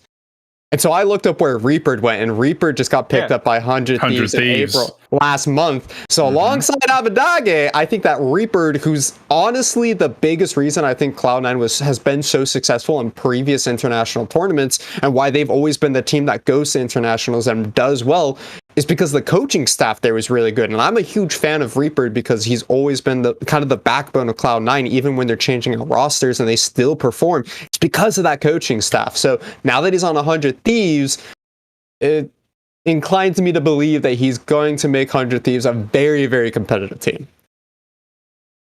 Bailey? I was going to say, with the pickup of Reaper, there's a good chance we see Academy players from 100 Thieves. Because he's willing to bench people. This is very true. He benched Jensen. Like they also got rid of my boy Damonte.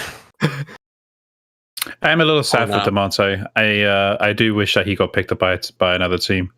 Like I would think to myself, like Immortals, that they need someone like Damonte who's kind of like that brash, that cocky attitude.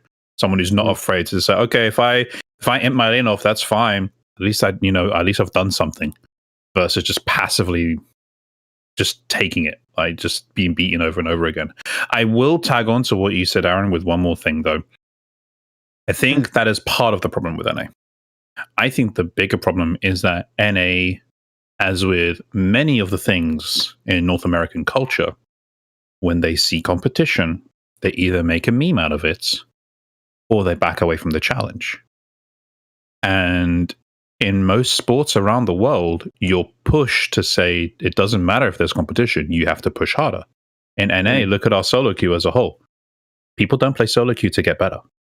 People don't play solo queue. You know what? It's people, those who are in Diamond, stuck in Diamond 4, because that's always the meme. If you're D4, you're as bad as Gold 4. I guess is the meme that's been going on for years. Mm-hmm. But they say, I can't get past D4. I'm hard stuck D4. Instead of thinking, how can I get better? It's, well, I'm stuck in D4. That's it.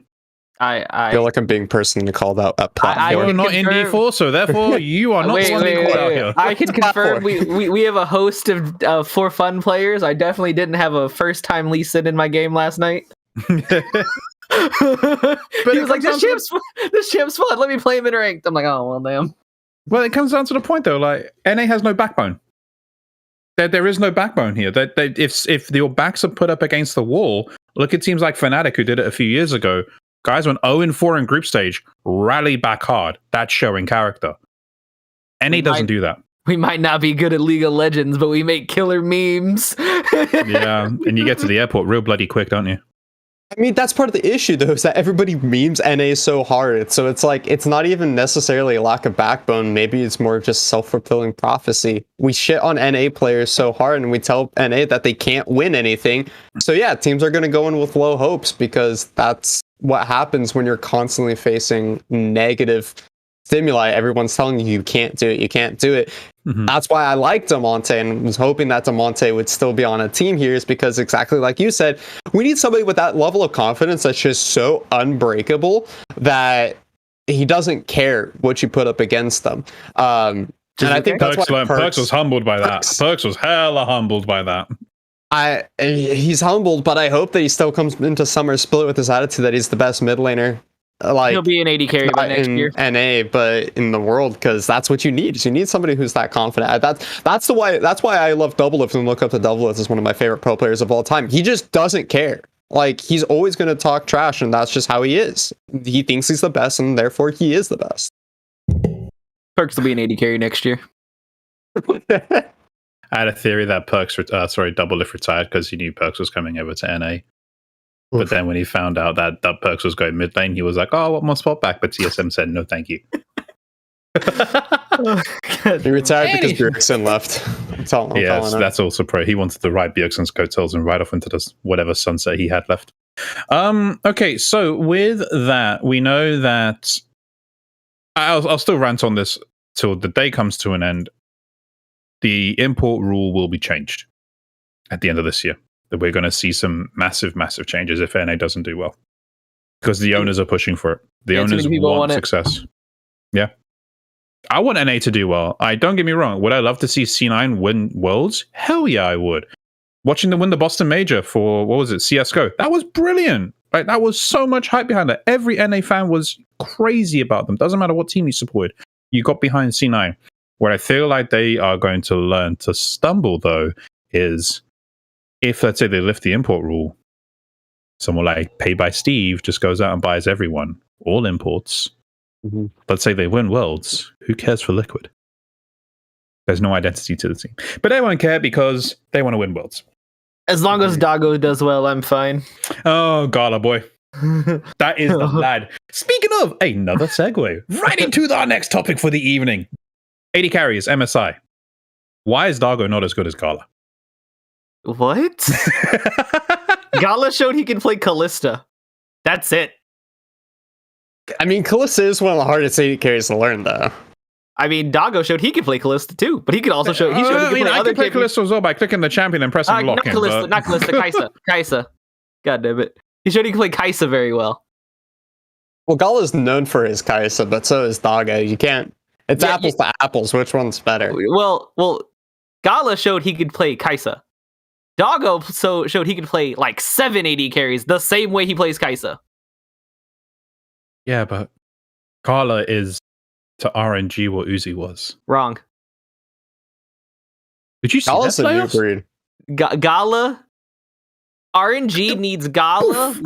RNG needs Gala less than PSG needed Doggo at MSI. Oh, PSG really needed Doggo.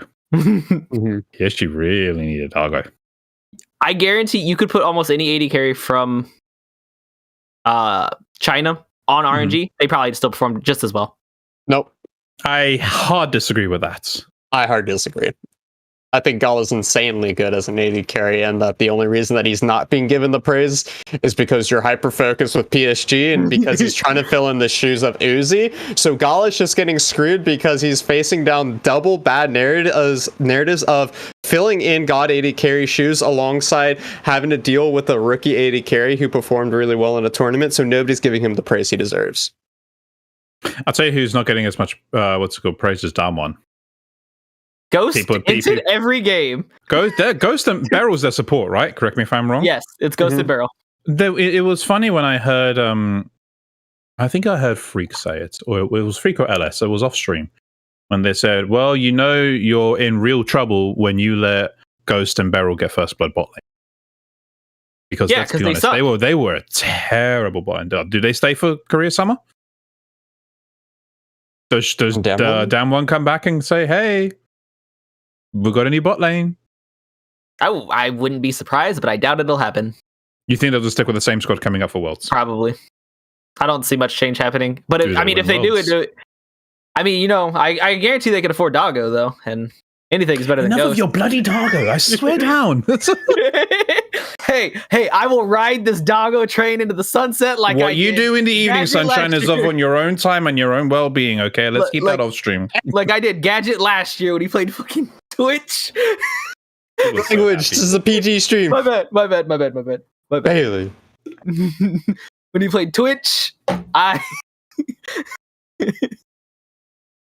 because they bust out a weird champion doesn't make him the best player in the world. Look, all I'm going to say is Doinby got away with it, but that's because his was so far out of the realm of like what normal mid lanes are. But if you're just busting out a weaker 80 carry, it doesn't make you a better player. That's all I'm saying. Okay, so if we transition, so we kind of spoke about China and Korea and NA. EU, I think Mad wins it still. I think Mad still wins the summer split. I think G2 comes second. I think Fnatic gets 7th. Yeah, I think Fnatic just loses everything. You heard about that whole situation, though, that Whipper was put in, right? Yep. Yeah. So for those who don't know, I have heard of the whole drama surrounding Fnatic with Whippo switching over to the jungle and Selfmade being more or less removed from the team. I don't recall what team he's gone to, or if he will be part of the team. Vitality? No, XL. He's with Follows Vitality. I think you got it right there. He's with what's the AD carry's name? Crowny and Leader. That would be Vitality. Yeah. So yeah, he's on Vitality with Crowny and Leader. So the whole issue there was that Whippo is on signed a long contract. What's it called? Late last year, I believe, and they wanted to bring on Adam. That was a big thing from EU Masters. For those who aren't aware, I believe Adam was the top laner of the team who ended up winning EU Masters.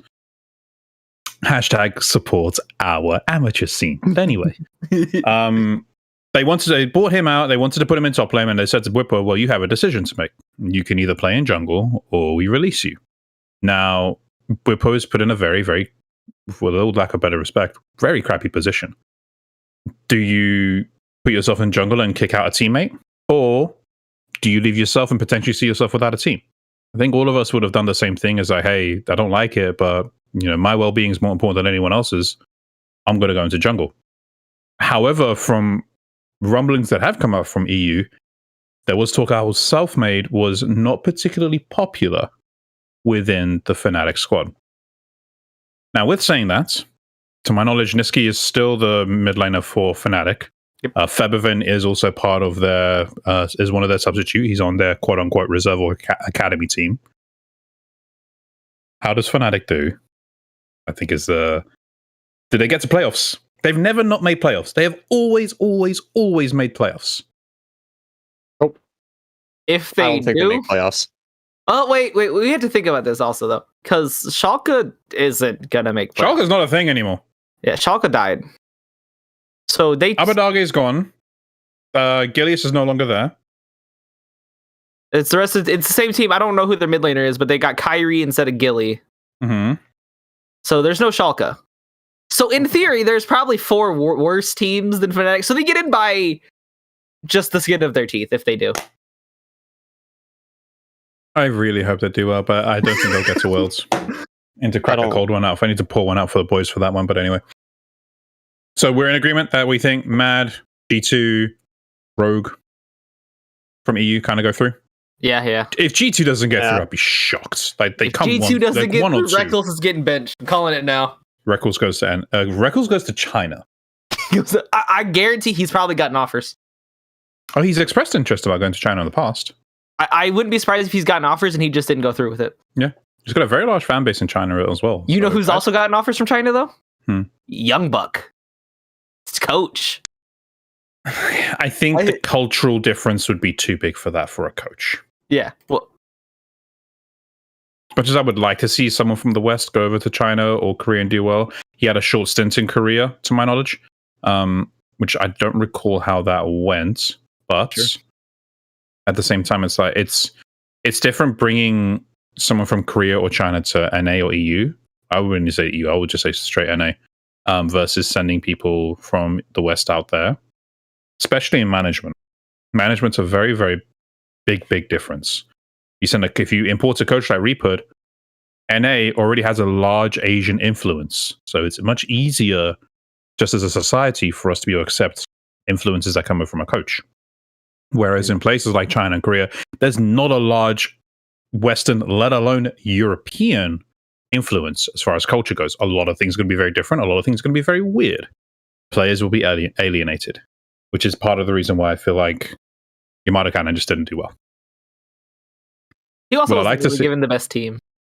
This is true. It's kind of given a doggy doo-doo team, but it is what it is at the point. Speaking of bringing up players from, I love my segues. I'm very good at these. Speaking of segues, going from bringing up people from the amateur scene to the pro scene, we want to touch base on amateur. Cup games. Goes back to my point. Use your bloody talent, North America. There's some good stuff here.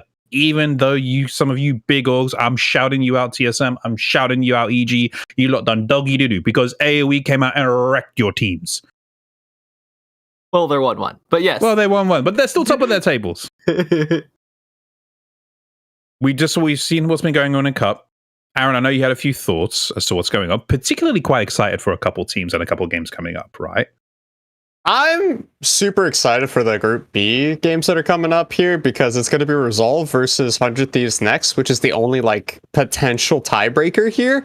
Or the only potential series has like a tiebreaker coming up. If Resolve and 100 Thieves next both win their games, then they have a 3-way tie that includes Golden Guardians Academy. So that's an Academy roster that's playing in these amateur tournaments, which is super exciting. Niles is back down in Academy, which is unfortunate for him, but he's getting a lot more practice like that as well. So it's going to be super exciting to see what happens. Across the board, though, every group has some really exciting games. Where you got TSM Amateur playing off against Evil Geniuses Prodigies, Zeus Gaming versus Wildcard Gaming Black, and then AoE Randoms versus Supernova. All those are happening in the next... AoE Randoms versus Supernova is going to be good, dude. Yeah, I just casted for Supernova as well. Supernova's looking really good. And versus AoE Randoms, both of their rosters look absolutely stacked. That's probably the game that I'm most excited to watch just from like a gameplay standpoint. But the one that has like the most excitement for impact on the brackets is going to be that Group B, which is the 2 matchups that are happening over there. I'm when I look at these groups, I look at it and I think there are some very big names here. TSM. Oh, look, Aaron disappeared. There you go. It's not you today. Hey, score 1 for Icarus. Anyway, a couple of things that I look at is when I see AoE top of Group A, right? Mm-hmm. You see organizations, massive orgs, like TSM and EG there. Granted, it's early stages, but I hope they're able to continue to come back. What's going on, dude? Welcome back. I'm back. You pulled a full B squared there. Glad you could join us, Aaron.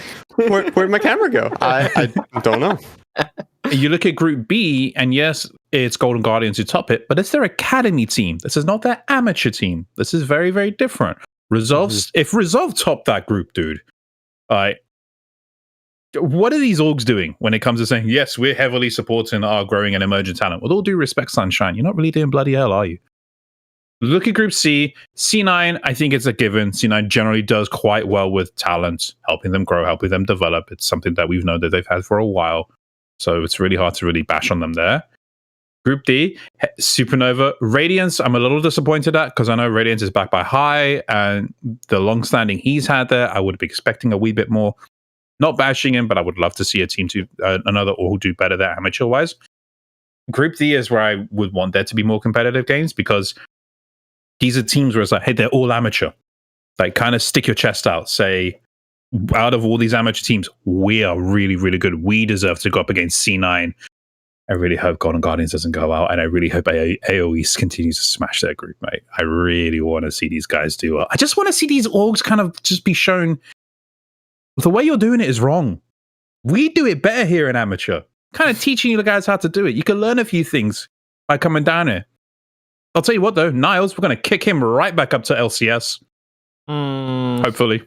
That's probably not. As long as you don't keep importing. But probably not. We'll see. I don't think he makes it back. I had him on my fantasy team throughout the entire season, by the way. The entire split. Rip your punch. Love my top Niles lane as a personality. My top lane sucked. Niles is going on to the casting desk, so he's going to be one of the analysts for LCS. Is he? Mm-hmm. He's at least doing it for collegiate right now, because Niles got picked up from Maryland University, which I'm surprised to say they dropped out O2. Honestly, they dropped out O2 in Group C already, which is unfortunate. But yeah, he came up from collegiate into amateur and then went straight into LCS. So now he's going back down to academy. He's kind of just been bouncing all over the place recently. I do hope he does well. Like in general, I want people being plucked out of amateur, give them a shot, because I know it's very early stages. So it is. You look at teams like AoE, you look at teams like Wildcard, a lot of these teams you look at and you think they're competing and beating these orgs with massive funding behind them. Kind of goes to show you, with all due respect, TSM, EG, 100 Thieves, Dignitas, what the bloody hell are you doing? Wasting money. How are you wasting money is one. How are you developing talents here? It's called the American dream. We waste all the money. Yeah, it's called import rule. We're going to burn all of our money. You're going to import into the amateur scene as well?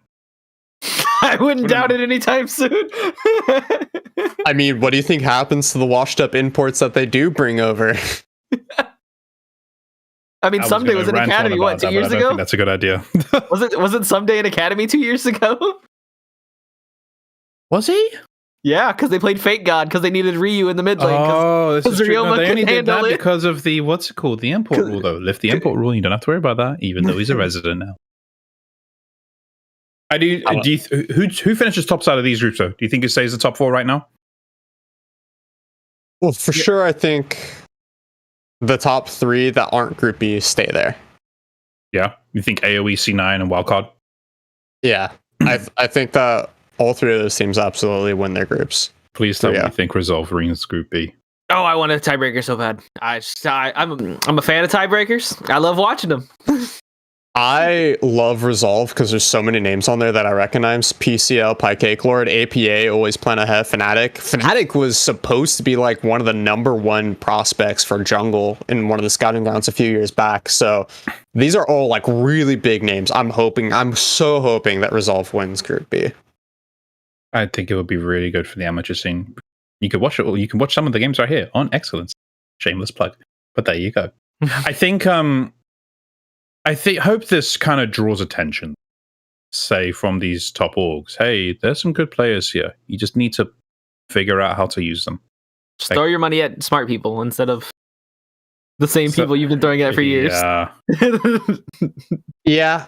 And that's what I'm saying with like the whole coach thing from earlier. Reaper's really good at like bringing up new talent and training them how to do the macro stuff. I think we just had like better coach and infrastructure in North America to like train new players, which is what we've been trying to push for this past year in amateur.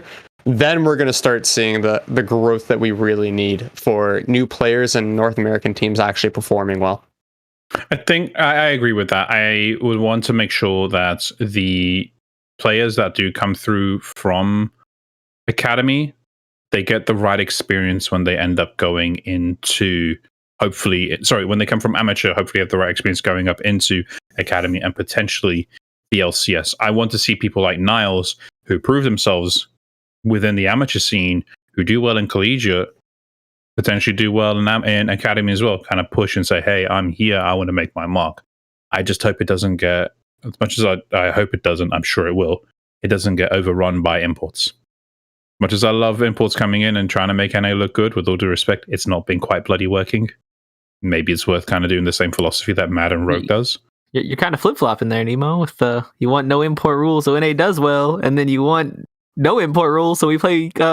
I want to win, okay? But I want my boys to win. There's a difference. You can't play both sides of the same coin. I will do whatever I bloody well please. My thing is I just want people to view League as an enjoyable game again and something that you can play competitively. It's a whole issue in infrastructure. Yeah, because everybody trashes NA teams. If our amateurs had a potential, had hope to make it into pro play by just proving they're the better player, because we have better infrastructure where they can get trained and scouted better, then maybe people would take the game seriously. It would just fix get rid of everything. imports. No imports at all. Honestly, I'd be down for it. But get rid of all imports? All imports. Get rid of all imports. Like, I wouldn't have a problem if coaches were imported because, like, you're not coaching. It takes a special kind of skill set. So, like, yes, maybe you need to import a coach. But that's the hardest role. I think, really, if you just have better coaches in North America at this point is the hardest issue for me to get past, because it's like if the coaches are better and the scouting's better, then you're going to pick up players and teach them better, which means that players who get picked up show that they're improving, which means other players know they can be picked up and improve and play in pro. The issue is that none of that's happening. We're just recycling the same old talent from either importing or that's existed forever, like Bull Belter. Oh, you had to put your NA boy on blast. Why? I like POB, man. I like POB too. Don't get me wrong. He I is liked him 4 years ago when he was still, kind of good. I miss Pobelter from 4-6 years ago when he was a mechanically talented player, and now he just feels like he's I'm gonna AFK every lane and farm up the wave. He's Frog because and Light. that's what he's known for. Yeah, he's Frog and Light. He doesn't contest like mid laners need to in the current meta, and it's just like, well, he's still playing because the reason that we still see these old guard here is because they have years of experience playing on international stages and playing competitively, so they learn that through experience, not because coaching staff is helping them.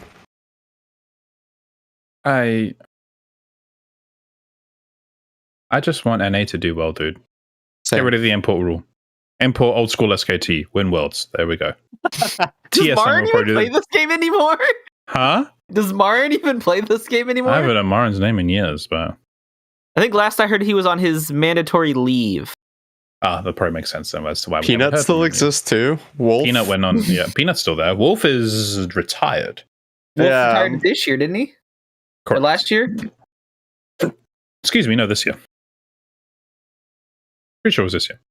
But either way, So many we know players who's going to that are spend the gone. money first. TSM, and they're still going to keep Hooney in the top lane. It's not TSM's going to spend the money for us. There's literally a saying, paid by Steve. Yeah. Now, who am I going to come play for? Liquid or TSM? Neither. If you're looking to actually win games, TL. Doesn't matter because the whole team will be different, except for Hooney. But you know, that man can negotiate contracts like no man's business. Anywho, I think with that, it's I do look forward to summer. I want to see NA do well. I do want to see some competitive games. I can't wait to see Immortals and them hopefully sell their spot to someone who's actually going to give a damn and actually try to make NA good. Don't worry. If CLG ints like 2 more splits there, they have a chance of getting kicked out. This is where I believe we should go back to the old formats.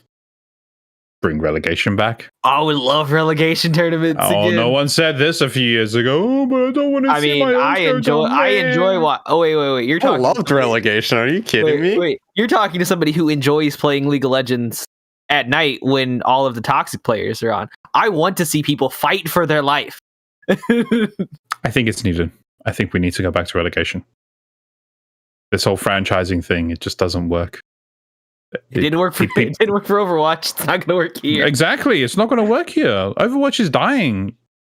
You know a game's dying when it's like, hey, we're going to release a whole new game. It's just like the old one, but there's a big old number 2 next to it. It's the same bloody thing with a bit of a Sounds storyline. like Call of Duty to me. Sounds like Call of Duty to me. When you butcher a game so hard that you have to scrap it and start from new, they're making it a 5v5. Did you know that? I saw that. I heard that.